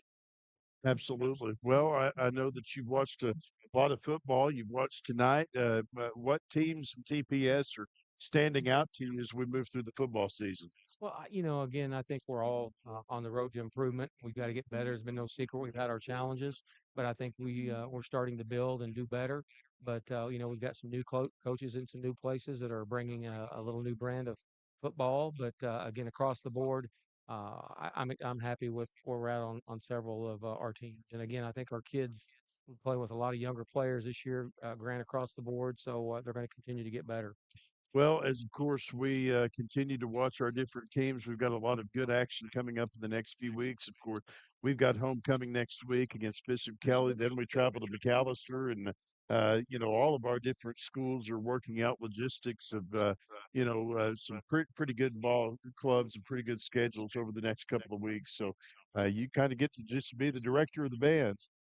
We'll just do whatever, and I'll stay out of the way. I just stay back and watch, and we've got so many good folks that work for us that lift these kids up and really teach and involve them, and really again, student activities and athletics are a big reason why kids come to school and engage and be a part of something. So look at the Edison band out here coming out. Just great numbers, great participants, and what a great night, with our crowds on both sides. It's been a good turnout tonight to support our kids, not only with football but with the band. Mick, anything we've missed tonight? No, I appreciate you guys being here and having me on. And again, thank you to our fans. And I want to say one more thing back to safety. I really want to shout out and say thank you to Tulsa Police Department. They've been so supportive this week, last week, and really since football started. And we've developed such a good relationship with those guys, and those guys have a tough job. So again, from Tulsa Public Schools to our Tulsa Police Department, I want to tell you thank you and shout out, and we want to continue to be good community partners as we all are in this for our kids. Well, being married to one of your athletic administrators and being having relationships with our different teachers like Dean and some of these other folks here, I could just attest to the fact, Mick, that no, I don't think our parents really have any idea just how far our administrators and teachers will go to protect our kids, and they're always thinking about ways to keep our kids safe. And so, thanks to all of you for always keeping that at the forefront. And hopefully we never have to use that stuff, but in the event that something happens, we've got plans, and this is something that in a perfect world, hopefully we'll never have to deal with again. So, Well, we enjoy what we do, and hopefully that shows. And the number one thing, like we said, is keeping these kids safe, keeping them involved, and then trying to build good students and better people along the way. all right. Well, Mick, thank you for being with us, and we will catch up with you, I'm sure, on one of our other broadcasts. Well, thank you, Grant, for having me. And are you really going to let Dean back on here? Well, he has not violated any of the 7 things you can't say from the FCC yet, so we're probably going to let him have a headset for a little while. So The key word you just said was yet. the night is young, yes, Okay. sir. So Thank you guys again. I appreciate it. appreciate you, Mick. Thank you so much. We're going to stick one of our headsets out the window here and let you listen in to the Edison Eagle marching band as they get ready here.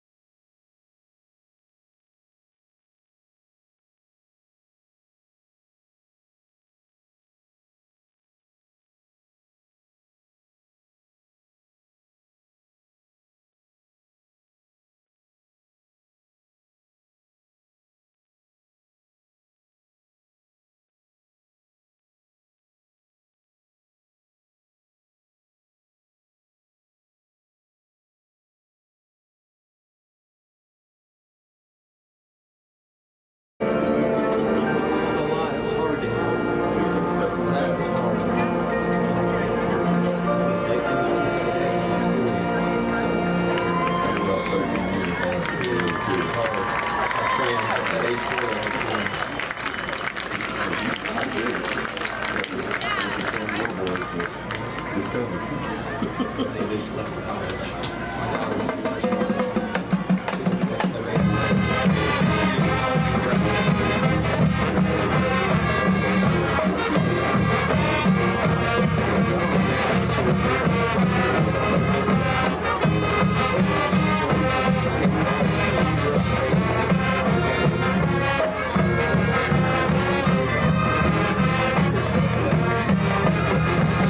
Midway, University of Arkansas, it's a street block up, food vendors, they got vans in front of each one of these houses, and all this stuff. She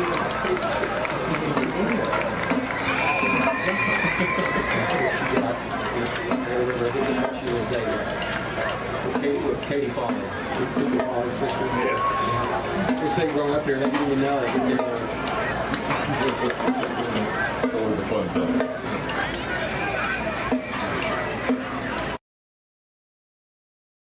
All right, we welcome you back to LaFortune Stadium. Grant Merrill and Dean Green. Appreciate Mick Wilson dropping by, athletic director of Tulsa Public Schools, and of course he is still here regaling us with baseball stories, Dean. So it's always good to see him, and we appreciate Miss McAllister and the Edison marching band for giving us some good musical entertainment. Even heard John Lennon's Imagine out there. So they're getting into all of the 70s music here tonight. Always a fun time when Mick stops by. You know, his son Parker now up playing junior college baseball. And as we were just talking, that his daughter is also now out at the University of Arkansas attending that. So, you know, he's had a lot of changes over the last year. And, you know, does a great job of leading us as a Tulsa Public Schools head athletic director. And, you know, we're really privileged to have him on our staff and looking forward to kind of futuristic of advancements of what Tulsa Public has coming up. You know, here at Edison, we've made a lot of progress, and I know Memorial has as well. You know, even with our fine arts at Edison have done such a great job here of late. Kristen McAllister and Coach Shires, as I call them, you know, they've all done a great job with our bands. I know Miss Villarreal has done a great job with our orchestra at Edison, and they're on the up and coming as far as the fine arts are concerned. Well, I know that we've got a lot coming up in the next week, and of course, I wish we could get Gabby Gardner up here to talk a little bit about Edison Stucco and all the things that they're doing for homecoming week. But a week from tonight, this place is going to be rocking. Dean, this place is going to be packed to the brim. I have a feeling with all the Edison alum and all the students that are going to come out and support their own.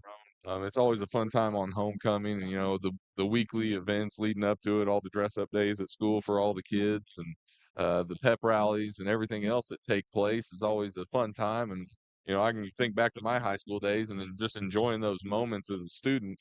And truthfully, it's something to behold here at Edison.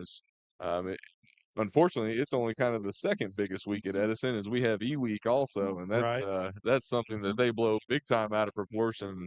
It's always a fun time there at the school. I tell you what, when we had E-Week last year, I felt like I had a second full-time job. I mean, driving them kids around, and they're going out at all hours of the night doing their wake up Tommy or whatever it was. They were basically legally breaking and entering into people's houses. So it's always fun.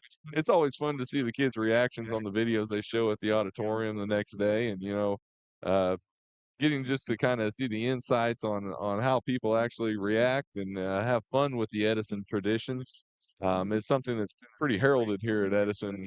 You know, it runs deep, and just like the Edison family, everybody comes out and supports each other, and it's always a fun event. And it's like I said, those reunion people that were walking through from the '79 class today, you know, they always come back. They do. They always come back, and that's something that we're really looking forward to next week for homecoming, is seeing all the alumni come back, because we'd love to have as many as possible. We'd love to be able to shake hands with them, see them, and you know, reintroduce them to Edison. Well, here's some of the dress-up week days that we have for next week, and your child should probably be well aware of this, but if you're a parent listening, we'll go ahead and tell you what they do. Monday is Baby Ruth versus Smarties, athletes versus mathletes. That'll be Monday. Tuesday is Mike and Ike Duo Day. Find a friend and dress up as an iconic pair. I really tried to get my child to do to find a man to be Kenny Rogers so she could be Dolly Parton, but that did not go over as well as Boy, I thought it might. boy, that would be a great pair to have right there.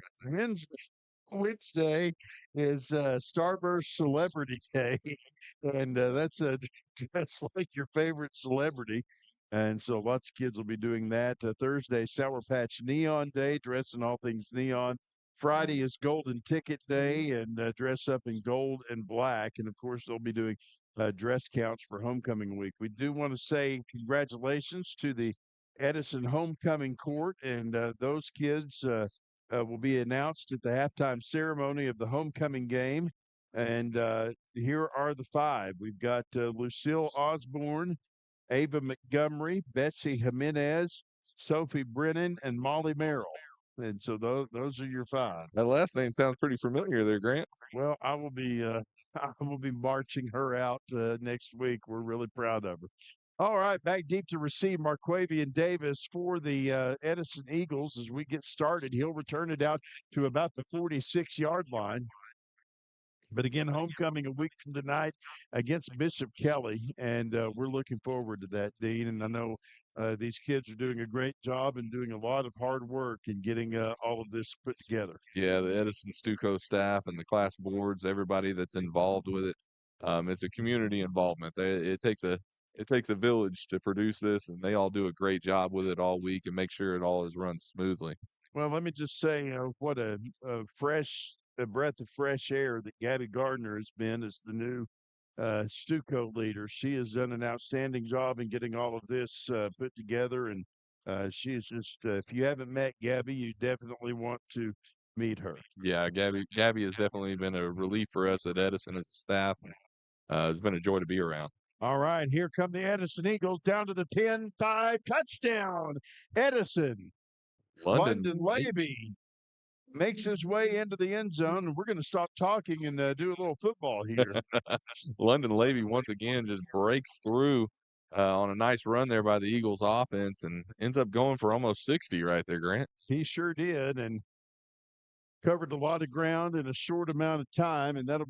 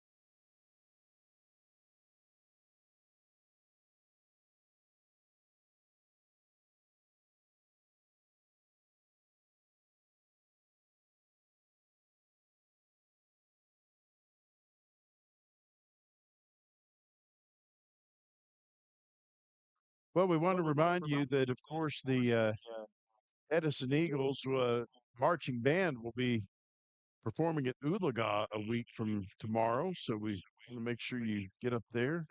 Have a little more information coming as well. End over end kick is going to be fielded there at the 19-yard line as they'll march out to the 28.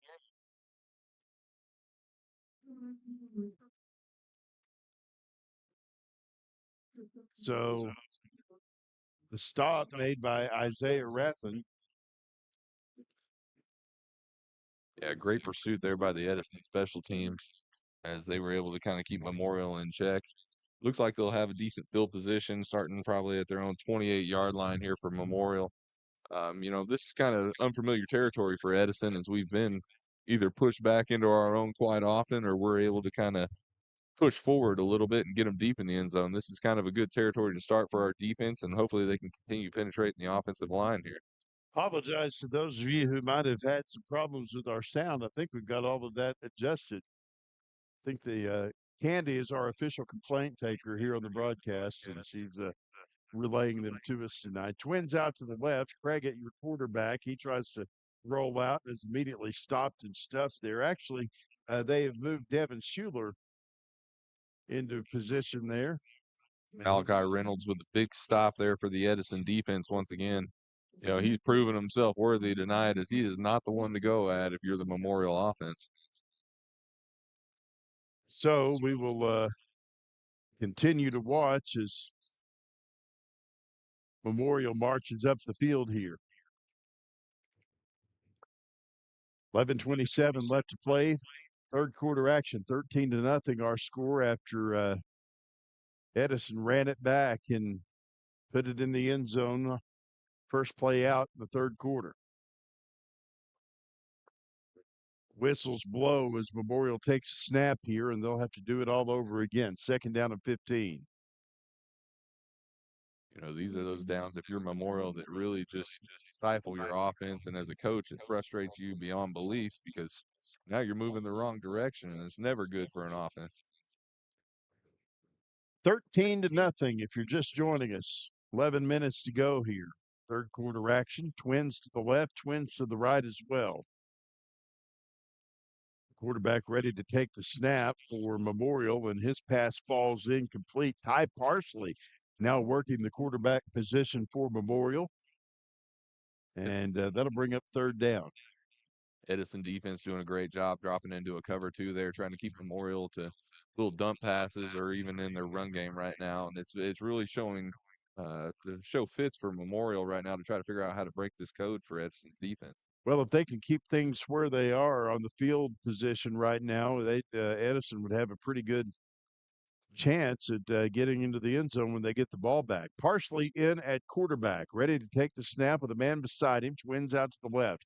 Parsley looking back to dial up the receiver. He instead runs to the right, scrambling. Now he'll throw it left side. His pass falling incomplete near the 29-yard line. Edison defensive line really getting back there and disrupting the quarterback. And then linebacker Tyler Cook also flying in there to try to get a sack and just come up a little short there, but really making it tough for Memorial's offense to get any kind of momentum. That'll bring up fourth down and about 1.5 miles for the Memorial Chargers. They got a long way to go and a short time to get there. To quote Jerry Reed in the whole snowman. Little bandit action. Shake and bake can't be the only thing we're famous for, Dean. No, sometimes you just got to go eastbound and down, Grant. That's true. I believe that we would be excellent participants in a cannonball run of some sort. Here's a punt. It's in over end, and it's going to be dropped by the intended receiver there. And Edison will fall on it at the 45-yard line. That's where they'll have it 1st and 10. So not what you want to see on the Eagles return crew, but yeah, not could have been a lot worse. Yeah, nothing you really want to see out of your returner right there, being able to fumble it. But Matthew McDill, luckily Johnny on the spot and able to jump on that ball and hopefully keep it for Edison here and keep some momentum rolling their direction. If we are doing the cannonball run, is Candy the Sally Field of the crew here? Yeah, I guess you could say that. I mean, I can see you as the Burt Reynolds type. I'm more of the Arkansas Snowman type. So I don't know about that. The mustache doesn't come in that thick. No, he didn't have a glorious stash. That's for sure. 1st and 10 from the 35 or 45-yard line. Brody Goswick will take the snap here. Robledo getting up next to him there in the gun. Empty field to the right and left. And now on the keeper, Goswick up to the 50, gets down to the 48-yard line. That is about a 7-yard gain there. Yeah, Galswick was definitely showing off his speed right there, and it was a great pickup block by Hayden Perry there as he was lined up split out that time. Perry showing that he's versatile coming over the senior as a transfer from Memorial last year of all places. Let me tell you, it's gotten nice out here with the temperature falling, and it's a great night for football. Amen to that. Twins out to the right, one man split to the left. Goswick ready to take the snap here. With Robledo behind him, he will look back and make sure everything's in order. Flags flying as the handoff to Robledo sends him up the middle to the 46-yard line, but we'll see what the yellow laundry is on the field here. Once again, it looks like it's going to be on the offense, and this is one of those things that they shoot themselves in the foot again and stop any kind of momentum they have moving forward. Hopefully this doesn't prove detrimental to this drive for the Edison offense, but these things are going to definitely be addressed by Coach Borgstadt next week during their film session, and it's one of those things that I don't know if I'd want to be there for it. Well, you're probably right about that for sure. I mean, that is an area that they've had some problems tonight, and Coach Borg definitely wants to eliminate some of these silly mistakes going into action against Bishop Kelly next week on homecoming and McAllister on a road trip to Pittsburgh County 2 weeks from tonight. Ready to take the snap is Goswick. He throws right. Laby making the catch there and going the other way. He's not going to get anywhere, though. Flags flying on the play as he's brought down. Looks like maybe something after the tackle. Could have been some extracurricular activity there, Dean. Yeah, a lot of laundry on the field on that one coming from the side official and the umpire himself. You hate to see Laby go get slung down like that, but he was trying to create a lot of things happening right there and not a lot of space to do it. So that will bring up a gain on the play for Edison via penalty yardage, with that penalty being against Memorial. And now they're going to move up the chains, and that brings up an Aspen Health and Rehab first down by way of the officials. So 1st and 10, Edison at the Memorial 41-yard line.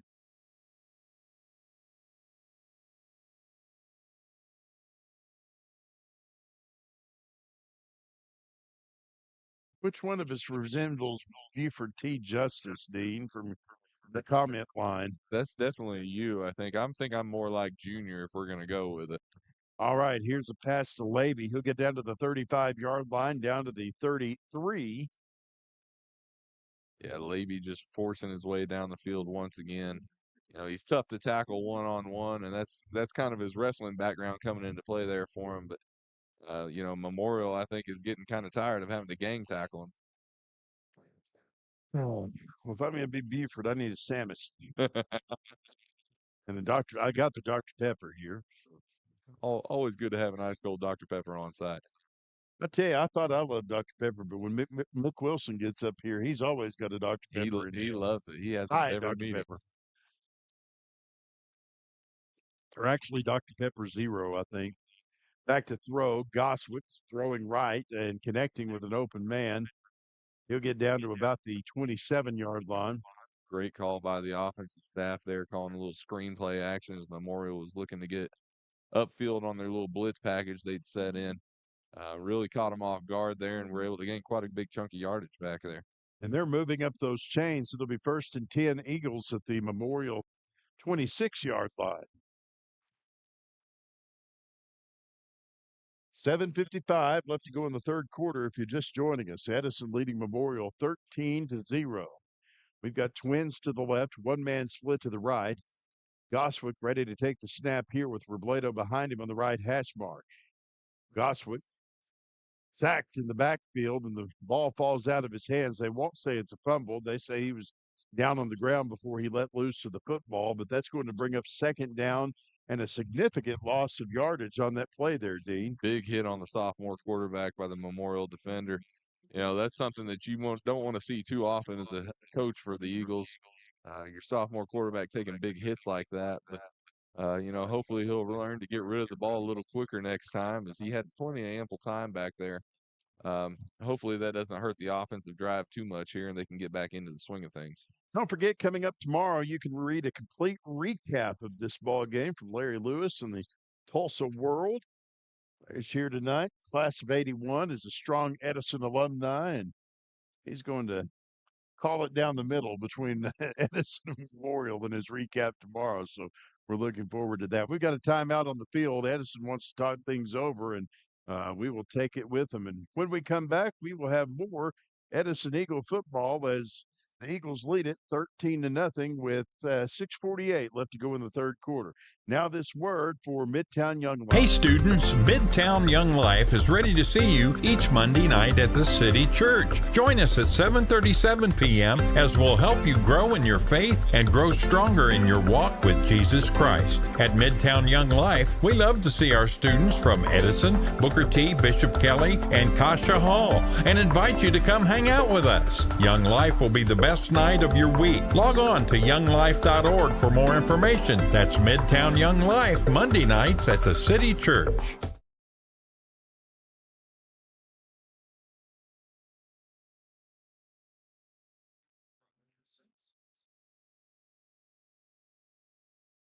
All right, we welcome you back. 6:48 left to go in the third quarter. Grant Merrill, Dean Green along with you tonight here on the Edison Sports Network. Thanks for bearing with us as we get used to all this new equipment here. Edison will try to move it forward a little bit, and they'll get down to the 33-yard line. In doing so, London Levy on the carry there for the Eagles, and he gets just a short gain there, Dean. Yeah, the sure-handed Levy caught that one a little off balance and wasn't able to really break that tackle much.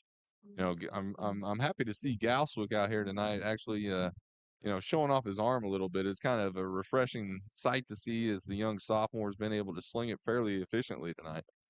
All right, we'll see what he can do here. Third down, quite a bit to go from the 34-yard line. Be third and about 20. And now we'll see what they can do. Goswick, twins to the right, twins to the left as well. And Robledo behind him. Handoff. No, Goswick keeps the football and is dragged back even more. He'll get back out to about the 48-yard line. And a lot of frustration there for Goswick as now they'll bring out the punt team. Yeah, the senior Willie Stanley there from Memorial coming up and making a huge sack for Memorial's defense right there. Gets the Edison offense off the field and is going to force a punt. But, he's made a couple of tackles like that from Memorial tonight, and it's been a stifling sight to see for the Edison offense. So the Eagles will bring out Aiden Montgomery to punt it away, and he will do so here. A sure kick there, end over end, fielded at about the 14-yard line, and now Edison will really turn on the defensive pressure as Memorial able to get no return out of that, Dean. Yeah, it looked like they almost lost some yardage on that as they tried to evade the defenders there. And once again, Edison staying in pursuit tonight on special teams, really doing a fairly good job of keeping in their lanes and staying on their jobs and keeping everything to where, they can make the tackle. That's going to bring up 4th and 10 from about the 1st and 10 from about the 13-yard line. And we will see what Memorial can do with it here. Yeah, Edison defense finally coming into their own tonight for the first time all year, and really able, I think, to learn from the past two games and build on this one. All right, 1st and 10 Chargers. One man split to the left, one man split to the right. And we'll see what their quarterback can do here. Parsley still in at quarterback for the Chargers. Takes the snap, hands off, first man through. Pummeled at about the 13-yard line by a strong group of Edison defenders here. And Macon Martin, El Presidente on the stop there for the Eagles. 2nd down and 11 for Memorial. Of course, Macon doing a great job as our student council president. Twins out to each side of the line here. A quick throw to the left side, and it's caught down near the 9-yard line. Memorial brought back for significant loss of yardage there, Dean. Yeah, Matthew McDill holding his own there as the defensive end there, or as the defensive back there for the Edison Eagles. Makes a great open field tackle, keeps them at bay, and allows his defenders to come up and help make the tackle for him. Isaiah Brown had caught the football and tried to run forward, but they were all over him as he tried to move out of play there. Third down and about 13 to go here. 4:10 left to go in the third quarter, and Edison leads at 13-0 if you're just joining us.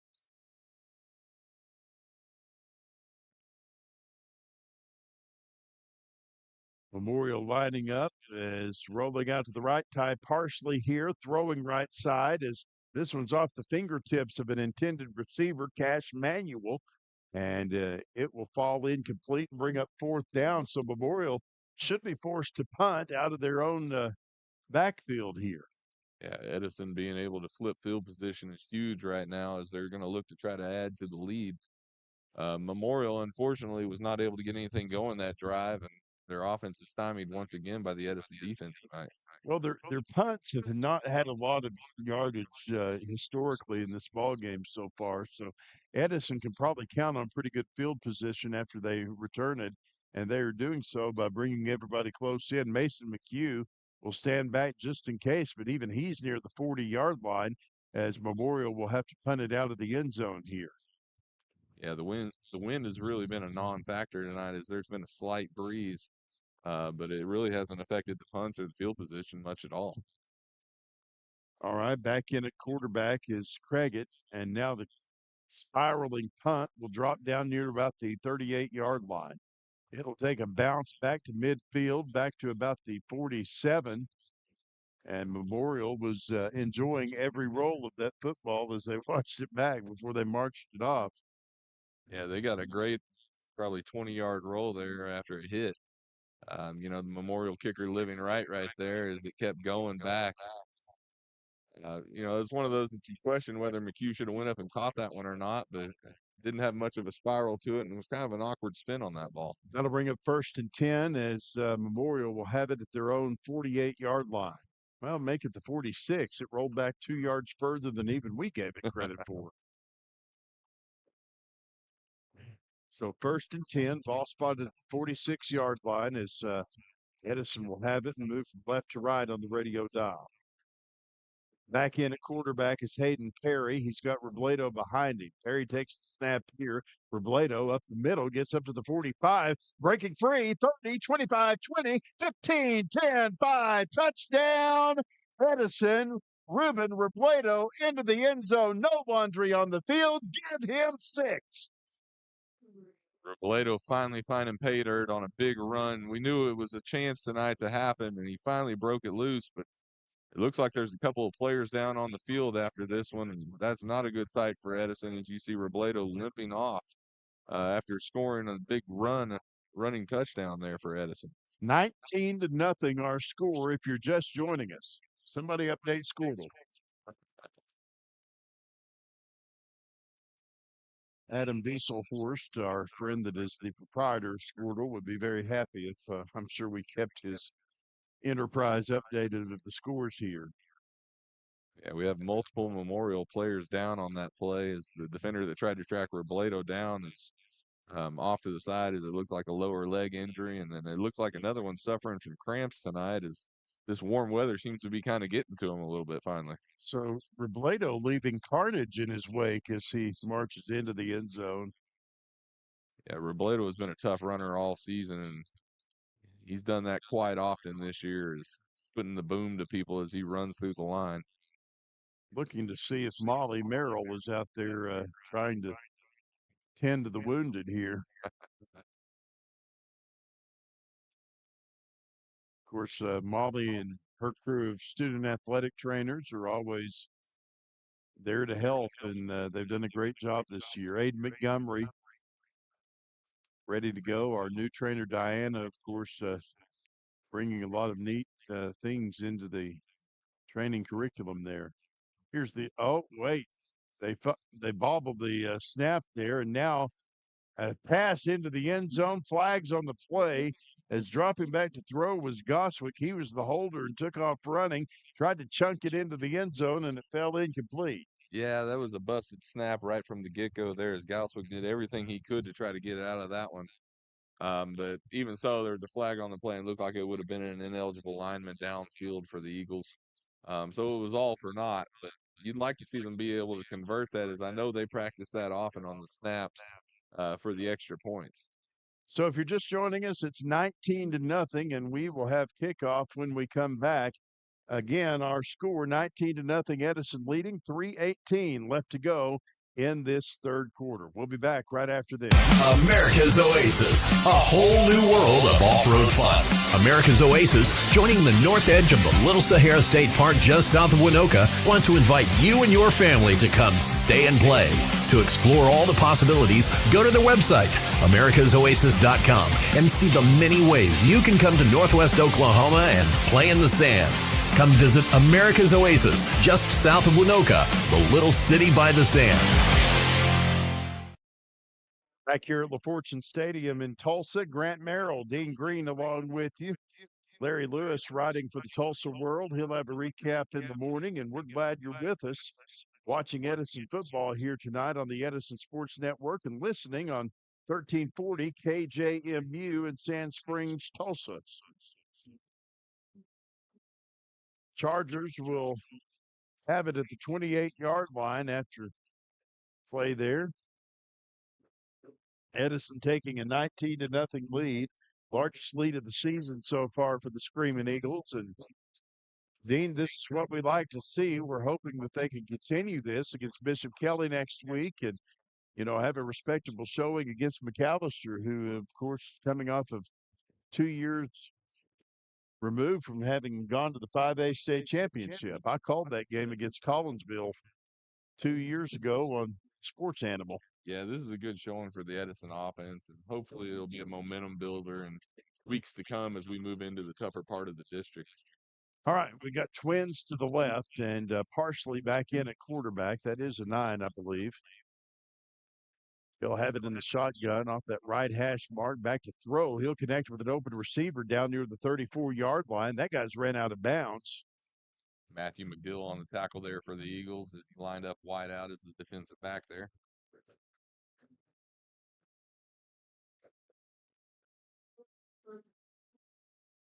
And Prince Johnson, I believe, is going to be back in at quarterback for Memorial now. 2:52 left to go here. Third quarter action, 19-0, Edison leading. Memorial mixing it up here a bit on the Edison defense as they go to some different formations they haven't shown all night. Twins to each side of the line. Johnson back to throw. Looking, scrambling, running left. He'll get out to the 35-yard line, to the 40. Still on his feet at the 45-yard line. And brought down by a host of Edison Eagles led by Josh Walker. Memorial quarterback showing some great moves right there as he got out and evaded the defenders. Trying to make something happen for this Memorial offense there, but looks like he may come up a little lame. He was limping off the field. Prince Johnson, the quarterback there, as we mentioned. And now we'll have it. We'll see Memorial have it at the 48-yard line as they wind the clock into motion here with 2:21 left to go in the third quarter. You hate to see that for the young defenders or for the young offensive player there in Prince Johnson as he's looking to make something happen for his team. Cash Manuel split to the right. We've got Twins to the left of the line, and our new quarterback ready to take it off the left hash mark. Scrambling out to the left is Craigett, and we've got flags flying as he tried to bulldoze his way down to the 49-yard line of the Eagles. They threw that yellow laundry pretty early, Dean. Yeah, flag went flying on that one as it looks like we've got an injured Edison Eagle down on the field. I can't quite make out that number, but it looks like it's maybe Malachi Reynolds there. Well, I see Diana, our trainer, and my daughter, Molly Merrill, running out to the midfield stripe there at full speed, trying to see what they can do to help him out. Yeah, Malachi looks like he may just have a case of the cramps out there, Grant. It's a warm night out there for those defenders that are bigger boys out there, so they need some water in them. And hopefully he can get rehydrated and get right back out there on the field as he has been a defensive presence for the Eagles tonight. Do you have many cramps that come through on the baseball field? Every now and then you'll get a heat wave come through, and outfielders will get them more than most just because of all the running that they do. It feels like the midst of baseball season during the day around here right now. it has been warm weather around Edison lately, and I'd be fortunate if we had that kind of weather come baseball season. Well, I know that I was watching Two Works for You meteorologist Michael Seeger last night, and he was saying fall temperatures by the first of next week. So Boy, that would be a welcome sight right now. I'm kind of ready for a little bit of colder weather. I am too. I mean, it is just broiling here, and we're hoping the Lord will turn the oven off here pretty quickly. So, If my eyes don't deceive me, Grant, it looks like that's Molly Merrill out there on the field tonight, making sure that everybody's yeah, taken let's care of, zoom like they in say. on her. We'll make sure see where she is. She's the one on the left there with the pink backpack, and Molly is making sure that everybody is taken care of. And Diana there on the right is our trainer, and we will see what they can do. Molly's biggest dilemma right now, Dean, is that she doesn't know if she'll be able to train and do homecoming court festivities at the same time next week, or if she trains, if she'll be able to do that in a floor-length black dress. So, If anybody can do it, it's Molly. After watching that pep rally today and how she orchestrated it, my I think she gosh, could probably do anything.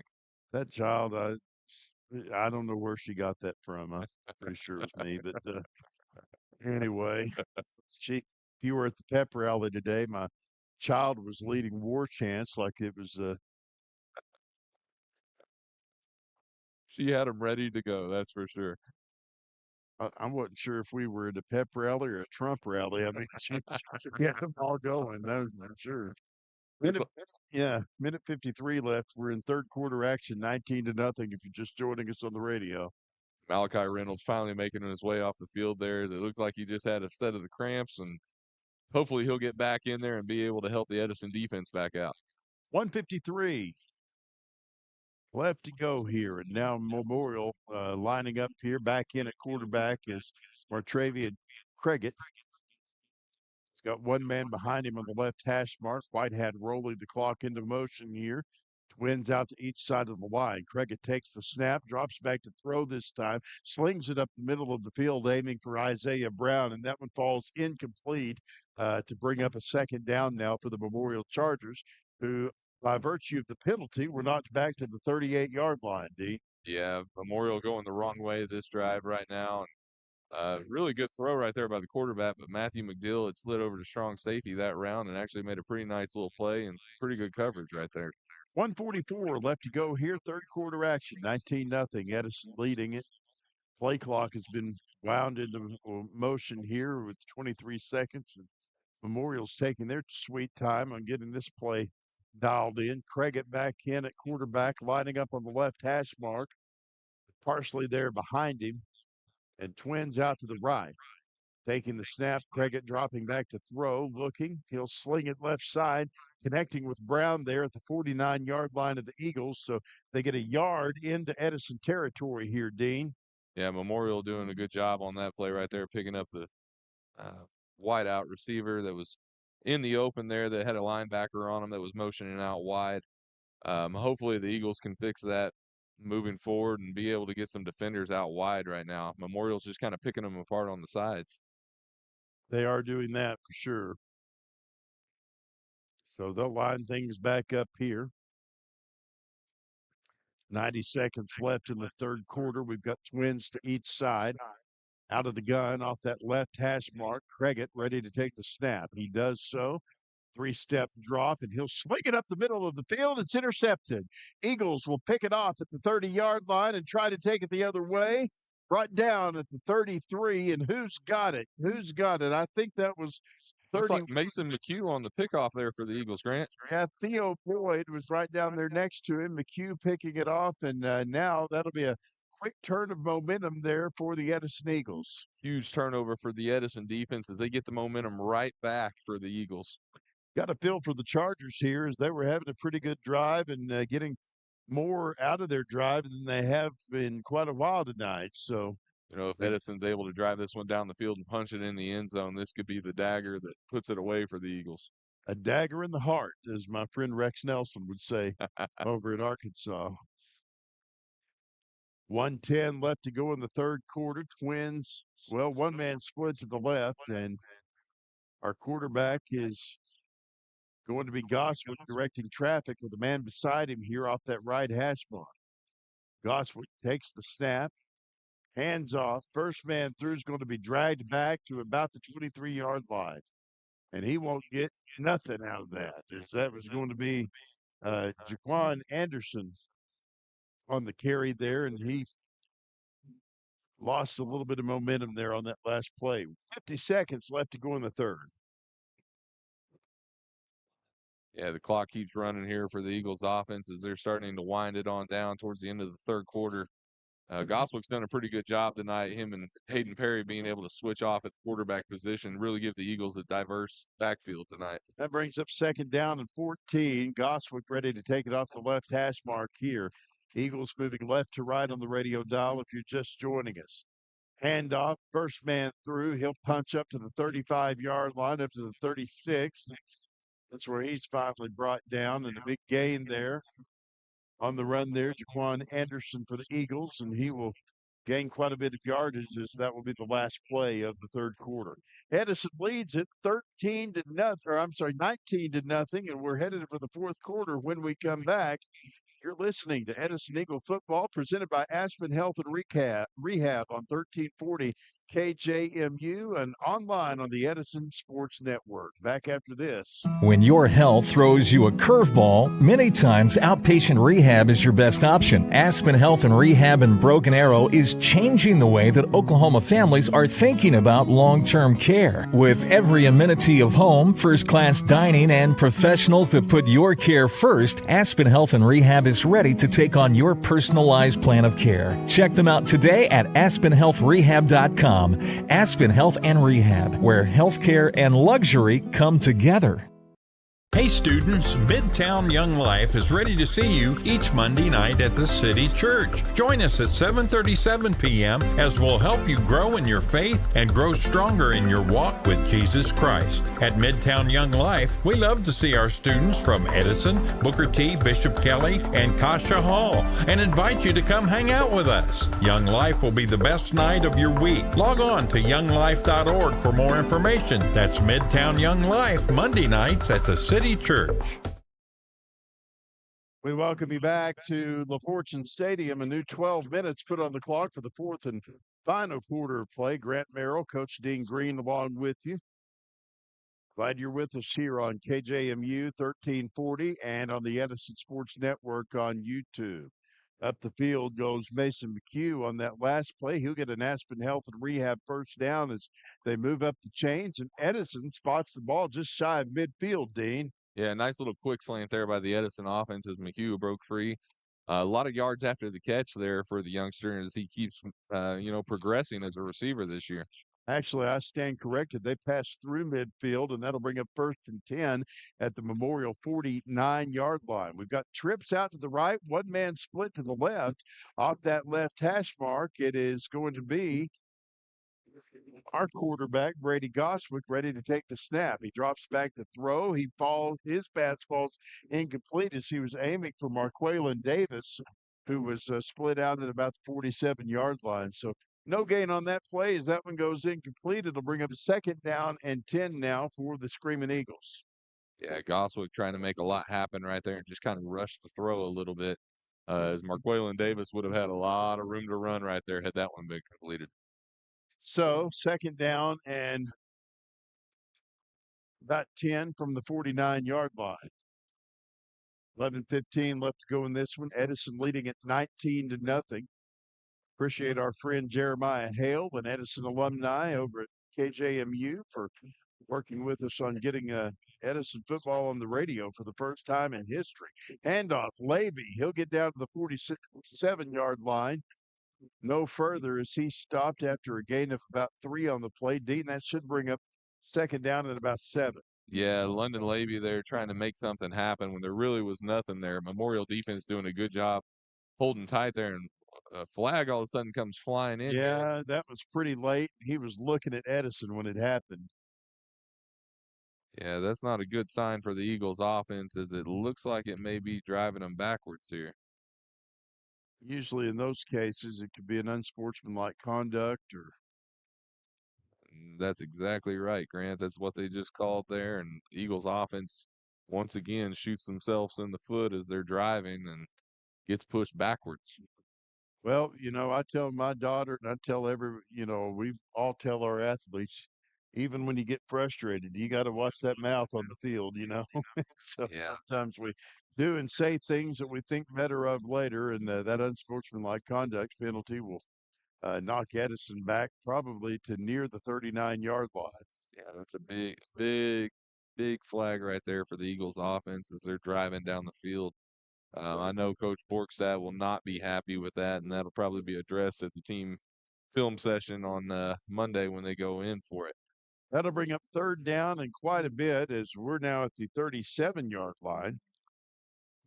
Just want to take a chance here also, Grant, to go ahead and thank our Alliance mental health crew as they've done a great job with our staff here at Edison, and they continue to make strides in their communities and help everyone out and let everybody know that mental health is important. And, hopefully we can get those messages out to those who need it. Third down, quite a bit again as they, after the penalty, spot the ball at the 37-yard line. Edison with now quite a bit of ground to make up here. 10:54 left to play in the ball game, and Edison leads it 19-0. And we'll see what they can do right here. They're going to send wide to the right Isaiah Rathod.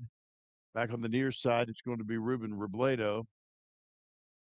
Ready to take the snap is going to be Levy here on the near side, and Robledo behind the quarterback. Also, Hayden Perry playing at a receiver position. And now the whistles blow again. I think we may have a timeout taken on the field. 10:54 left to play here in this ball game. Edison leading Memorial 19-0 in the 2024 Midtown Classic. We will take a break and be right back. This is Edison Eagle football.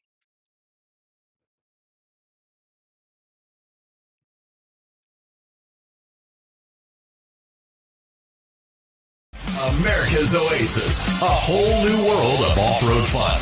America's Oasis, joining the north edge of the Little Sahara State Park just south of Winoka, want to invite you and your family to come stay and play. To explore all the possibilities, go to their website, americasoasis.com, and see the many ways you can come to Northwest Oklahoma and play in the sand.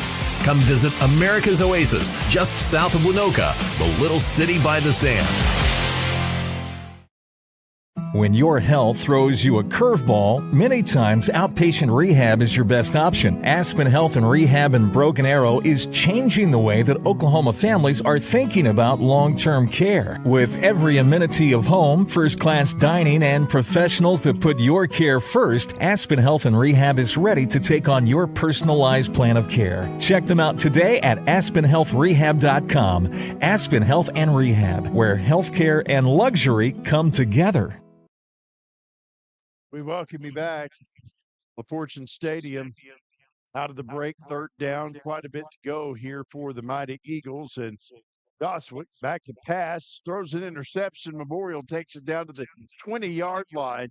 He threw a kind of a slant pass there to the right there, Dean, and it went right into the hands of a Memorial Charger. Yeah, the Memorial defenders read that one like a book. And as we say that once again, a flag goes flying again. Well, we'll see what happens here. There has been laundry all over this field tonight. Once again, this officiating crew has done a great job in trying to keep this game in check as they know this is a rivalry game for the Mean Green Eagles as well as the Memorial Chargers. But it looks like the mouths are doing a better job of talking tonight than the play. Well, hopefully they can, as Barney Fife would say, nip it in the bud. We watched a lot of the Andy Griffith show growing up, Dean. I love it. I know exactly what you're talking about. 1st and 10. Will turn into something here after the penalty. Boy, they just don't make them like that anymore, do they, Grant? No, they don't. They really don't. Ball's going to be spotted at the 35-yard line, and I think that it'll be first down for the Chargers. But our chain gang has not realized this yet. Well, you can't fault the chain gang too much, as they are some of our baseball players at Edison. So I have to take a little bit of the credit for them not performing properly. But They're focused on their sports. yeah, that's what it is. Back to pass. Here come the Chargers aiming for the end zone. Is it pulled down? Yes. They're going to blow the play dead. He dropped it after he hit the ground, and one of our Eagles took off with the football with some wishful thinking there, Dean. Yeah, that looks like one of the another baseball player that picked it up off the ground and took off running, and Matthew McDill once again. But the Memorial receiver there did a great job kind of blocking out the defender and trying to go up and high point the ball, and just was unfortunate to come down and get jarred loose on the ground. We've got 10:38 left to play here in the ball game. If you're just joining us, Edison with a healthy lead. We're glad you're with us here. You pointed this out earlier, Grant. This was a great night for football is what it's kind of turned into. Couldn't ask for better weather. You were right about that. Craigett, the quarterback, rolling out to the left this time, passing up to the 32-yard line. His pass actually falls complete here. And that'll be a gain of about 7 yards on the play there for Memorial. Yeah, the Memorial offense finally kind of being able to crack the code to the Edison defense and slowly moving the ball upfield here, as they're going to face a long third down, and it looks like about 8 now on the play. Yeah, I gave him a 7-yard gain. The officials gave him about 2. So, well, I thought your call was a little more accurate there, Grant. I was better at this before I had my stroke. And we'll just blame it all on that. We'll blame Lauren for it. That's what we'll do. I don't know. She texted me asking me if I had any cash earlier, so I think that's all I'm good for on a Friday night like this. Twins out to the right side. Craigett, your quarterback for the Memorial Chargers, taking things off the left hash mark here on third down. He's rolling out to the right, trying to evade defenders everywhere, and he's pulled down by an Edison defender. Big stop there by Brandon McNack, 6'2", 265-pound junior.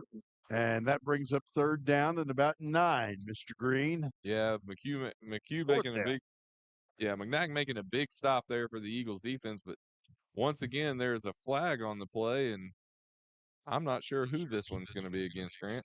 We've got McHugh, McNack, Knick-knack, paddywhack, give a dog a bone. Yeah, and we're all going to meet at McDonald's later, probably. We probably should. It's a great place to meet people if you haven't heard, Grant. I have heard that for sure. Tonight's ball game brought to you by the Claremore McDonald's Play Place. The second biggest site of matchmaking since FarmersOnly.com. And looks like that one's going to go against the Eagles defense, as it'll drive Memorial even deeper into the Eagles territory as they look to try to punch one in for the first time tonight. So that'll put Memorial at about the 19-yard line. They'll have it on third down. If I recall properly, Grant, this is the first time Memorial's been in the red zone all night tonight. It is. Those trips have been few and far between for them, that is for sure. 9:30 left to play here, 19-0 our score. And they've changed the dial marker to a first down here, 1st and 10. As you look across to the Edison Eagles side, though, it's always nice to see that the roaring crowd for the Eagles has not left yet, that they're staying here late to support their football team tonight. We've had quite a few folks show up tonight. Back to throw. Here are the Chargers, partially into the end zone for a touchdown. His man was wide open down there in the promised land, and that is going to make it 19-6. Yeah, you don't get much more open than that, Grant. I'm not sure if there's a miscommunication there on the defensive call or what it was, but he found a way to make it into the end zone and finally gets Memorial onto the board as you hear the Chargers band play below us.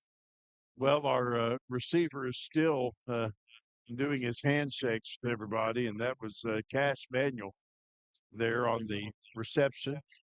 They'll want you try to make it a 19-7 ball game here.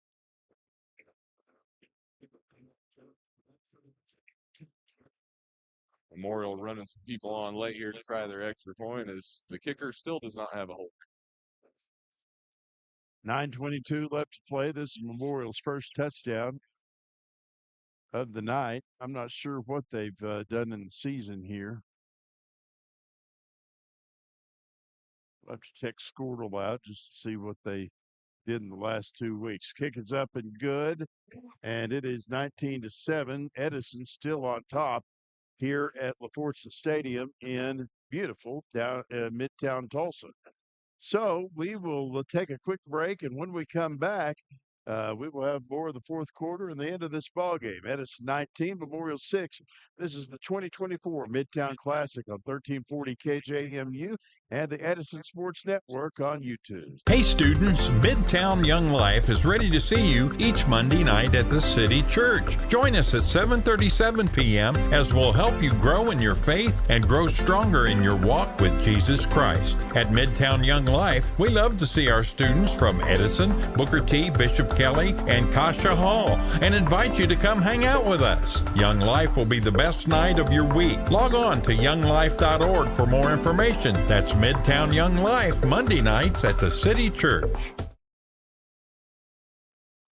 Back here at LaFortune Stadium in Midtown Tulsa, Grant Merrill, Coach Dean Green along with you. Candy Nichols running the camera tonight.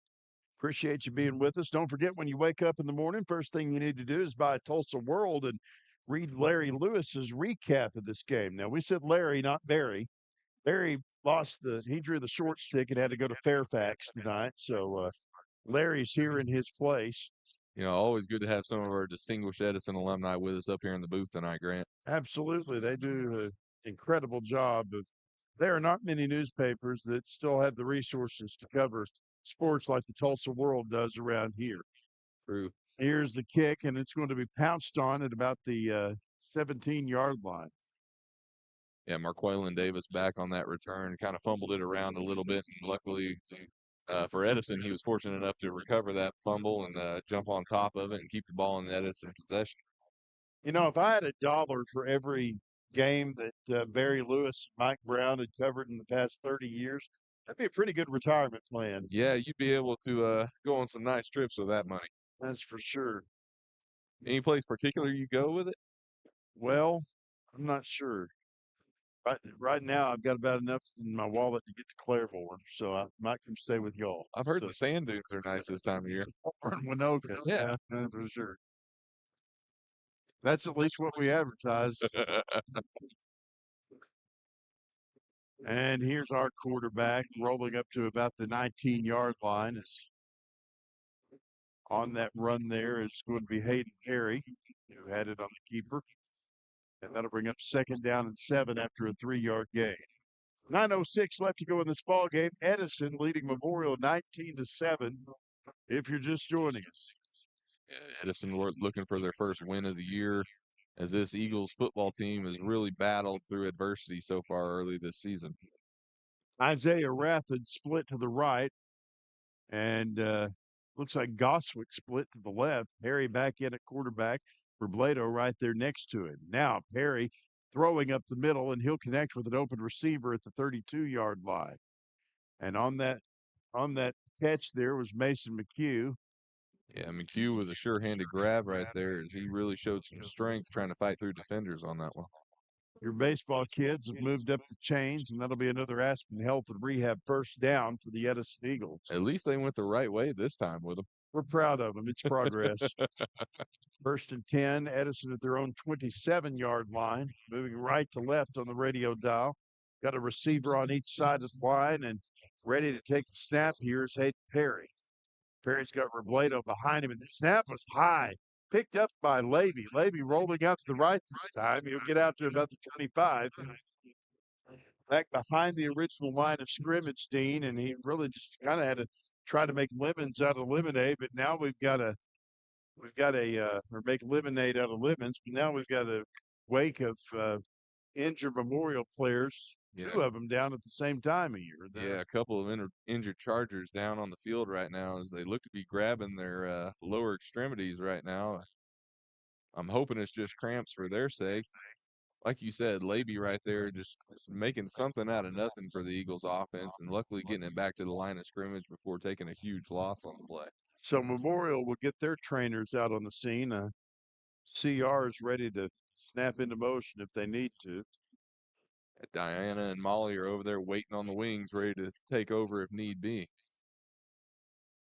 Well, the only other people I see move that quick on an injury is a lawyer. So, This is true. but This is true. 7:49 left to play in the fourth quarter. If you're just joining us, 19-7 our score. You know, the Chargers scoring right there really made this one an interesting game. If they can hold the Eagles offense here, and it may be a little interesting down the stretch, and that's something that we really don't want as Edison fans right now. Well, we've got a 12-point ball game right now. And it looks like our players are coming off the field here. Yeah, I'm glad to see that they're all right, and we don't want to ever see an injury for anybody out here on the high school sports fields. And A couple of the scores from around the state. Number one, Carl Albert leading Stillwater's Pioneers 30-0 in the fourth quarter. Goodness. Guthrie trailing Blanchard 27-24. Newcastle's Elgin tonight. They're trailing 56-14. Shawnee's actually winning tonight over Duncan 21-7. And here we have 19-7. Our score is Edison leads Memorial in the Midtown Classic. And now, handoff up the left side goes Levy for the Edison Eagles, who get up to the 35-yard line, brought down at about the 39. So big gain there, about a 12-yard gain, and a movement of the chains should be nigh for the Edison Eagles. They'll wind that clock into motion. And that'll be another Aspen Health and Rehab first down. yeah, Levy showing a lot of heart right there on that run, trying to make something out of nothing. And once again, just finding just enough to get those chains moving for the Edison offense tonight.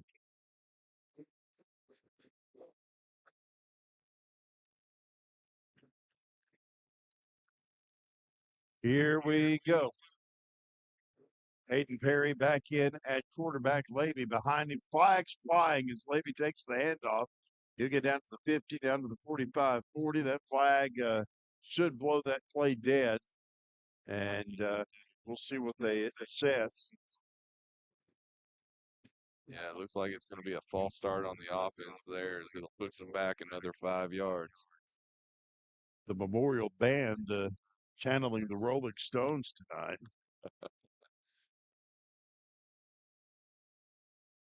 Yeah, and they look like they're having a good time with it too down here, Grant, as we've kind of got a front row seat for their band. Well, I don't know anybody here that might be as old as one of the Rolling Stones. Maybe Jake Falvey if he's here, but outside of that, I'm not sure. Yeah, Jake, one of our outstanding deans there at Edison, as he tries to help culture at Edison and help realign everything and keep things running at the school, does a really good job with it. What kind of influence on culture do we have if he talks like Ted Kennedy giving a speech? That thick Massachusetts accent. All right, here we go. Hayden Perry ready to roll off the left hash mark here. Hand off. First man through is Levy, and he'll get up to the 35-yard line. I'm sorry. That's a gain of about 6 on the play there as he's trying to make up that lost yardage with 6:36 left to go in the ballgame. Yeah, the Eagles just trying to milk a little more clock right here as they keep it running. I look for them to hand the ball off again and try to get some more off of it before they punt it away here deep in the end zone.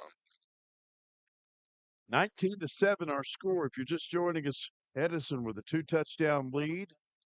And they've got it second down and about 14 ready to go here. Twins out to the right. That's Levy and Davis. Perry with a man behind him here. Taking the snap. He'll roll out to the right this time. Perry looking to dial up a receiver. His pass falls incomplete near the sideline as he chunked it up to about the 40-yard line. Yeah, Perry hit real hard there as he was trying to make that throw and just wasn't able to get much behind it. You know, great job by the Edison receiver to go ahead and get up and knock that one down just so it wasn't another interception there by the Memorial defense. Don't forget, coming up next week, it is homecoming here at Edison. We will celebrate our homecoming court, and we will have a great time doing it. And we will have the announcement of the homecoming queen at halftime of next week's game. Different dress-up days. Congratulations to all of the court. Yeah, really looking forward to the homecoming parade. Also at Edison is always a big showing on there on Dan Crookham Drive, right in between the EPAC and the school, as all the classes get their different floats together. And I believe this year's theme is the Willy Wonka theme. You know, home sweet homecoming, I believe is what Miss Garner had called it. Wow. Well, we will see what happens there. A few people I might nominate to be Oompa Loompas next week. Fourth down at about 15. Actually, you'll see me in a suit next week. Man, that's a rare sight. Funeral? No, no, just walking out onto the football field. No, just our luck. It's going to be a record high that day of about 115 degrees. It's a great way to stay in shape. But of course, my daughter Molly is on the homecoming court with a number of lovely girls there, and so me and the other dads will be dressed to the nines, taking our girls out onto the field for the announcement of the homecoming queen. So. Nothing like it. Here's the thing, she had not told us anything about her college choice before yesterday during senior night. I hear she wants to go to OSU, and I'm like, whoa. Well, I mean, hey, couldn't have picked a better school there, I guess. I thought orange was only for prisoners, but I guess we're gonna have to start wearing it. 5:38 left to play here, 19-7 our score. Yeah, her stepmom and I we had a talk after the game. We were like, really? Hey, that's what she said she wants. It's hard to deter from America's brightest orange at times, Grant. That's true. At least it's not Texas. I'm happy about that. Well, what you meant to say is at least it's not crimson. Anyway, back to throw for the Chargers. Here's a completed pass right side as they get it into the hands of Cash Manuel. I thought she might be sporting Razorback red, but apparently we're going Stillwater orange. I kind of thought that would be the way she'd be leaning too. So, well, the good thing about it is that I do love those fries at Eskimo Joe's. It's always a staple point on a trip to Stillwater.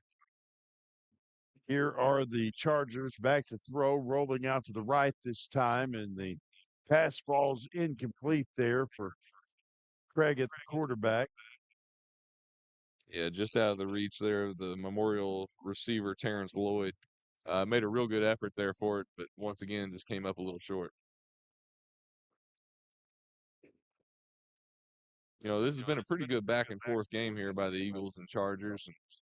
And, both teams have definitely fought for it out here on the field tonight. This Midtown Classic is kind of what we expected tonight, though, out of both teams, just coming out here and showing a lot of grit and a lot of fight.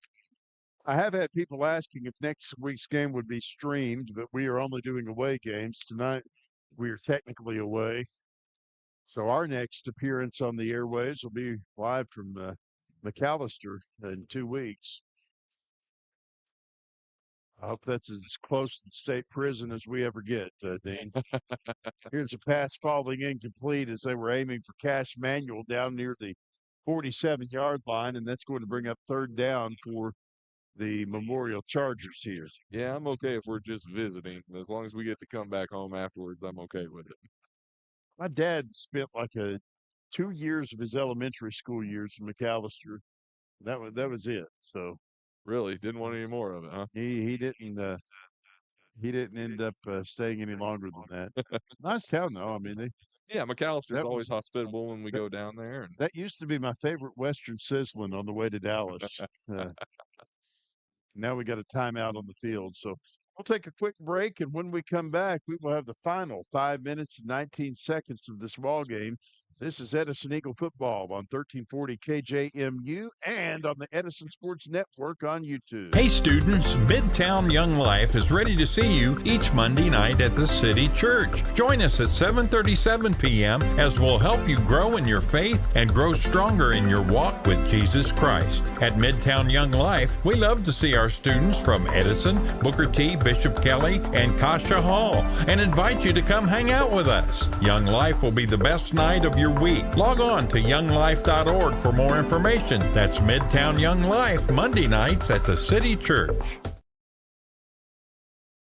When your health throws you a curveball, many times outpatient rehab is your best option. Aspen Health and Rehab in Broken Arrow is changing the way that Oklahoma families are thinking about long-term care. With every amenity of home, first-class dining, and professionals that put your care first, Aspen Health and Rehab is ready to take on your personalized plan of care. Check them out today at aspenhealthrehab.com. Aspen Health and Rehab, where healthcare and luxury come together.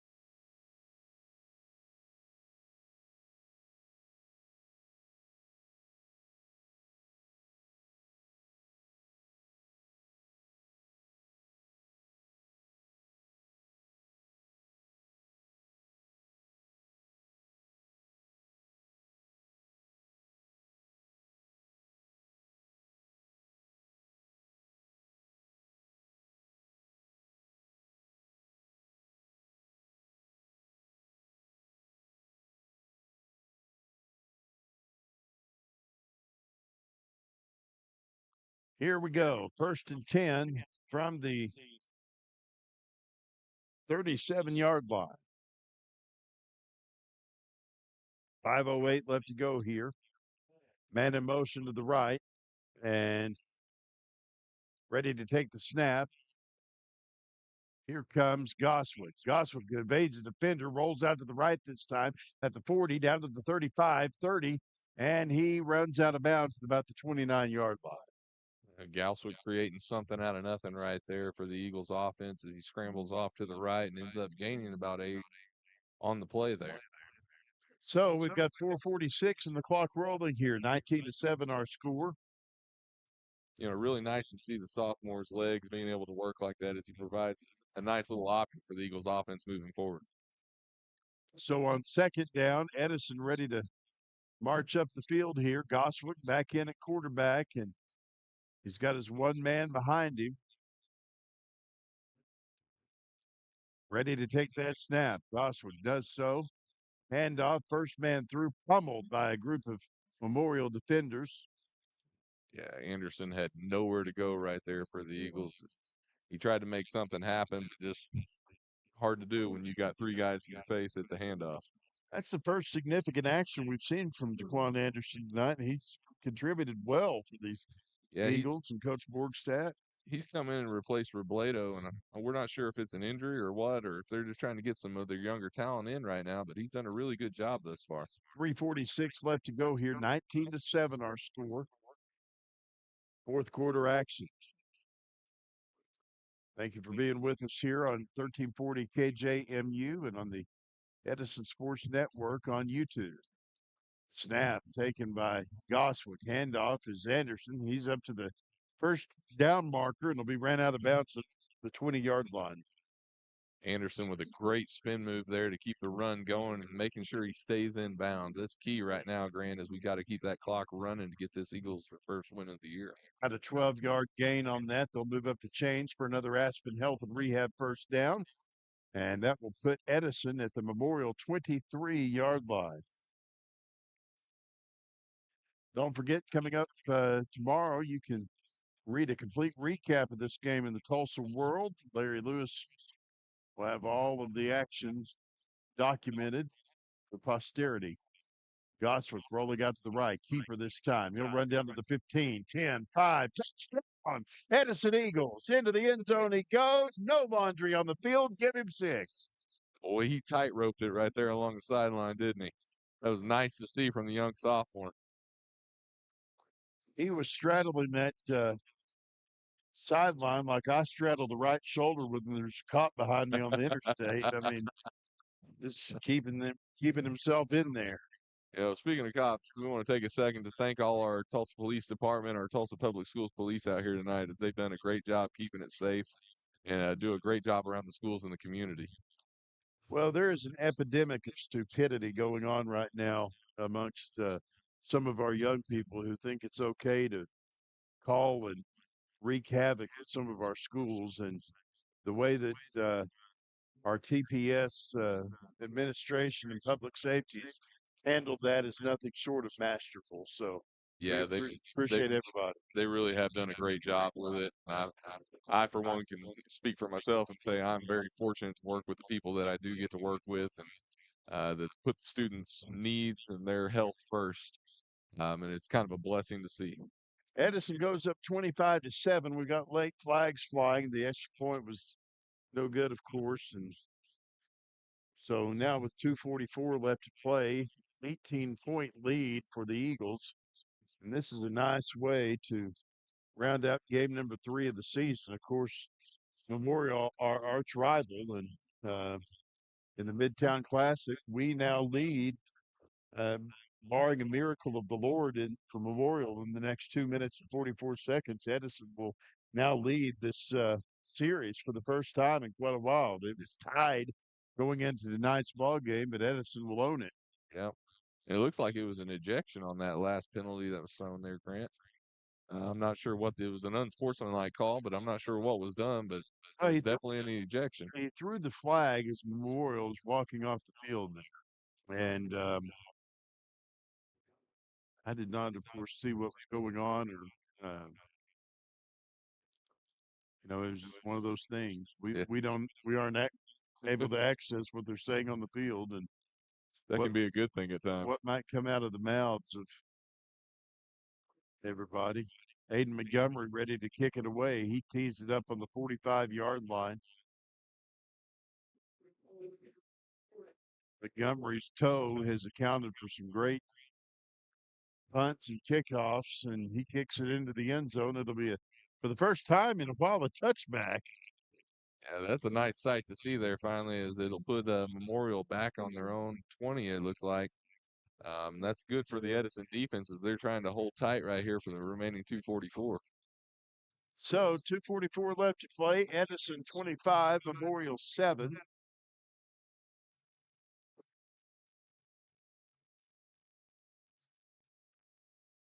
Appreciate Jeremiah Hale and his crew at KJMU for getting us on again tonight. I think we've almost got the hang of the software down, Dean. I don't think we'll have any more silence on the air or, wrong cameras going everywhere. No more technical issues unless it's just our camera girl falling asleep over here. Just kidding. She does a great job for us out here trying to keep everybody involved with the game.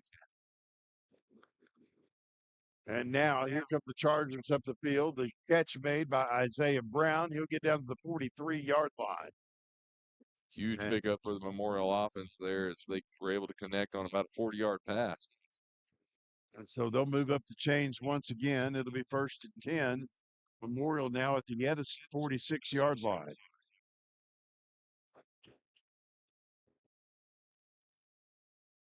You know, for Memorial only scoring once tonight, they really have had a lot of offensive yards tonight on this Edison defense as they've been able to move it up and down the field. Luckily, Edison's had those key plays here and there with the interceptions.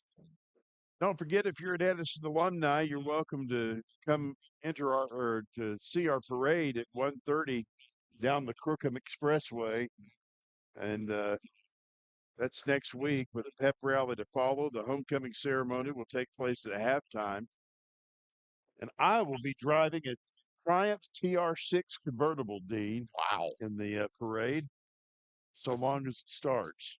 I just have one request, that you drive it like you stole it. Well, driving a British car like that, I'm tempted to dress up as Austin Powers. Just the powder blue suit. Yeah, baby. You know, speaking of blues, we have a request from a Memorial alumni here that Memorial needs to go back to the Columbia blue uniforms and the horse on the helmet, back when they were winning a lot with their sports here at Memorial. Everybody needs a good beast on their helmet. Yeah, they got to have a good throwback here and there. Was this the senior Mr. Green asking for this? This is the senior Mr. Green himself, Mr. Memorial at one point, I'm sure. No more. No more. His sins are forgiven. We've converted him to the Edison Green. 3rd down and 10 with 1:59 left to play after the incomplete pass. It's 25-7 if you're just joining us. And after a penalty, they're moving up those chains. We've had a lot of yellow laundry thrown tonight. The officials have been pretty good on this game. I'm not saying that, not complaining about it. We've just had an abnormal amount of penalties. Yeah, and you got to kind of expect that with a rivalry game going That's on. true. You know there's going to be a little bit of jawing going on. Twins to the left, one man to the right, and Memorial taking the snap right here. Prince Johnson throwing right side. He'll connect with an open man at the 20, down to the 15, down to the 12. On the run there is going to be Devin Schuler for the Memorial Chargers. And that's another Aspen Health and Rehab 1st down. Yeah, Schuler with a lot of good moves there in the open field as the Edison defenders kind of failed to follow their technique there, and we're not able to make the tackle when they should have. That'll put us at the 1:45 mark, and we've got a timeout on the field. So we'll take it with them and be back right after this. This word for America's Oasis on the Edison Sports Network at 1340 KJMU. America's Oasis, a whole new world of off-road fun. America's Oasis, joining the north edge of the Little Sahara State Park just south of Winoka, want to invite you and your family to come stay and play. To explore all the possibilities, go to their website, americasoasis.com, and see the many ways you can come to Northwest Oklahoma and play in the sand. Come visit America's Oasis, just south of Winoka, the little city by the sand. We welcome you back. Grant Merrill, Coach Dean Green, along with you on the Edison Sports Network. Commentary continues coming in via the text line from members of Dean's family, who may be the only ones listening tonight, apparently, based on the text line. Hey, we put that suggestion line in, and hopefully everybody else will start coming to it also. 1st and 10. Twins to each side. And Prince Johnson throwing up the middle. He'll connect with Isaiah Brown. Brown down to about the 2-yard line. Brown with a great one-handed catch right there for the Memorial offense as they move the chains once again. And now apparently, in addition to Memorial High School, the senior Mr. Green has now claimed Connors State College. I hate to say it that he was Mr. Connor State in 1976, I believe. Well, he may have fallen short. My 97-year-old grandfather and my 92-year-old grandmother went to Connors together in the 40s and have given him quite a bit of money. So flags flying there. Of course, my grandfather was actually really proud of his Connors education, and that's something that he really valued over the years. So you got to love good old Warner, Oklahoma. They got to be known for something. So. They do have an outstanding McDonald's there on the I-40. That's always been a good stop between Sallisaw and Oklahoma City. This is true. That's always a good halfway point to get to. I went to Sallisaw last Monday. They've almost finished their quick trip truck stop down there. Now that's becoming the big city down there. I'm telling you, That's they're like getting a Whataburger and a Taco Bell. that's like the Twin Cities down that way, Gore and Weber Falls. Rolling out to the right, here comes Prince Johnson with the keeper. He'll get down to about the 4-yard line, no further. 35 seconds left to play. Well, typically in Sallisaw, if it ain't Charlie's Chicken, I'm not eating there. So. The Edison defense right here would be a huge stop and a huge momentum boost moving into next week if they can keep Memorial out of the end zone here. Well, I mean, even if they can't, it'd be nice to keep Memorial out of the double digits. But man, what a win tonight for Coach Borg and the Edison Eagles. This is just what they needed coming out of the losses against Hilldale and Collinsville. But they'll move into their winning column, the win column here, and hopefully against Bishop Kelly next week, we'll be able to do some good things on homecoming. Yeah, they'll definitely go 1-2 this week, it looks like. But Bishop Kelly's going to be a new contest for them, and it'll be a little more adversity faced during that one, I have a feeling. But hopefully the Eagles will come out and be prepared, ready to show up in front of the homecoming crowd.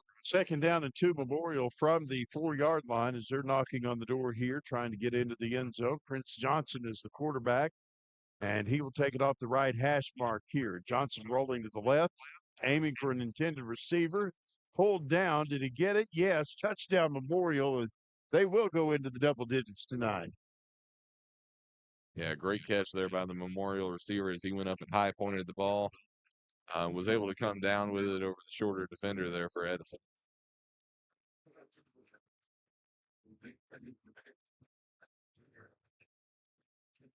And we like to share the wealth here at Edison, so it's nice to kind of see that Memorial might be able to carry a little momentum moving forward as they go on to play their next round of matchups in the district.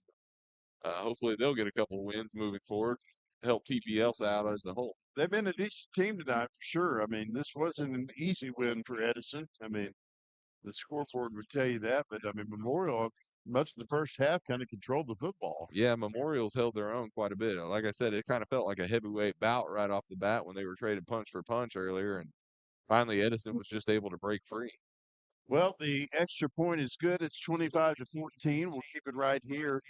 And we will remind you that homecoming is next week here at LaFortune Stadium for the Edison Eagles, as the homecoming court and the new queen will be announced at halftime of next week's ball game. Congratulations to all of our members of the court. And those include Lucille Osborne, Ava Montgomery, Betsy Jimenez, Sophie Brennan, and Molly Merrill. Well, we got a couple softball players in that group, Grant. We do. You've trained them well. I mean, I can't account for the looks of them, but they've done that themselves. It's always a beautiful thing to see the girls come out and represent Edison. They're great human beings. I cannot speak highly enough to that, especially the ones that I get to help coach with Coach Braden Beasley on the softball team, with Betsy Jimenez and Molly Merrill. They're fantastic human beings, and I really look forward to seeing what they do after their Edison careers. Me too. I'm ready to. It's hard to believe that we're already here, the senior year and stuff. But I can't tell you how proud of my kid I am. She is, my gosh. If you knew where she came from, I mean, 9th grade. She moved here in the 10th grade from the homecoming court. Vice president of the student council. I just, you always want your kids to do better than you did, and she's well on her way for sure. Very much so. She's made great strides around the school and really helped change the culture here at Edison to something that everyone can be proud of and continued on the winning tradition. She's a lot prettier than her dad. Marquaylin Davis is back deep to receive at about the 19-yard line. Man, a bullet up the middle of the field on the kickoff there, and Davis is going to let it roll back into the end zone for a touchback. 26.6 seconds left to play in this one, and it's 25-14. But, and I mean, any one of these kids that is, on that court is going to be a fantastic representative of our school. I can't tell you how impressive all of these young ladies are. So we will look forward to homecoming next week. Again, the parade at 3:30 down the Dan Crookham Beltway. Probably the shortest beltway in America. It is. I mean, it goes from the softball field to the EPAC, and that's about it. Hot Springs, Arkansas claims to have the world's shortest parade for St. Patrick's Day, but I'm pretty sure that the Dan Crookham Beltway may give them a run for their money. Yeah, I think it might. And I'm really excited to see these floats that the different classes have come up with, because there was a lot of interesting ideas being floated around, and it'll really be a sight to see. Well, Edison has taken the victory formation, our favorite formation, and that rolls the clock into motion and ends the ball game tonight. So that's going to do it here from LaFortune Stadium. Our final score, Edison 25 and the Memorial Chargers 14. And Dean, your thoughts on tonight's ball game and what we need to work on going into next week against Bishop Kelly. It was a sight for sore eyes tonight as far as the Edison offense coming out and finally clicking on all cylinders. Being able to punch a few into the end zone is going to be good for them moving forward. I think moving forward also, there's some things we've got to work on. Our defense has definitely got to shore up the tackling and make sure that we're lined up in the right positions week to week. And hopefully kind of continuing to be tough-minded as we work forward. Our kids playing to their full potential is going to be huge coming into Bishop Kelly and McAllister coming up in the next couple of weeks, Grant. Well, we will be home next week against the Comets of Bishop Kelly for homecoming. No broadcast for that game, so we will be here doing the public address and our home field duties. But the next time you hear us on the Edison Sports Network will be 2 weeks from tonight, as we will be on the road to McAllister to take on the Buffaloes and what's sure to be a great game for these Edison Eagles. So, Dean, anything we've missed tonight? No, just big shout out to Candy Nichols here for doing our camera work for us once again. And I really appreciate all the listeners around the nation here for the Edison Mean Green Eagles. All right. We appreciate all of our fine sponsors. Thank you to Jeremiah Hale and all the folks at 1340 KJMU for getting us on the radio tonight. Thank you to all of our viewers on our Edison Sports Network YouTube channel. Again, our final score, 25-14. Edison beats Memorial in the 2024 Midtown Classic. For Candy Nichols and Dean Green, I'm Grant Merrill saying good night. God bless you. Thanks for listening to Edison Eagle Football.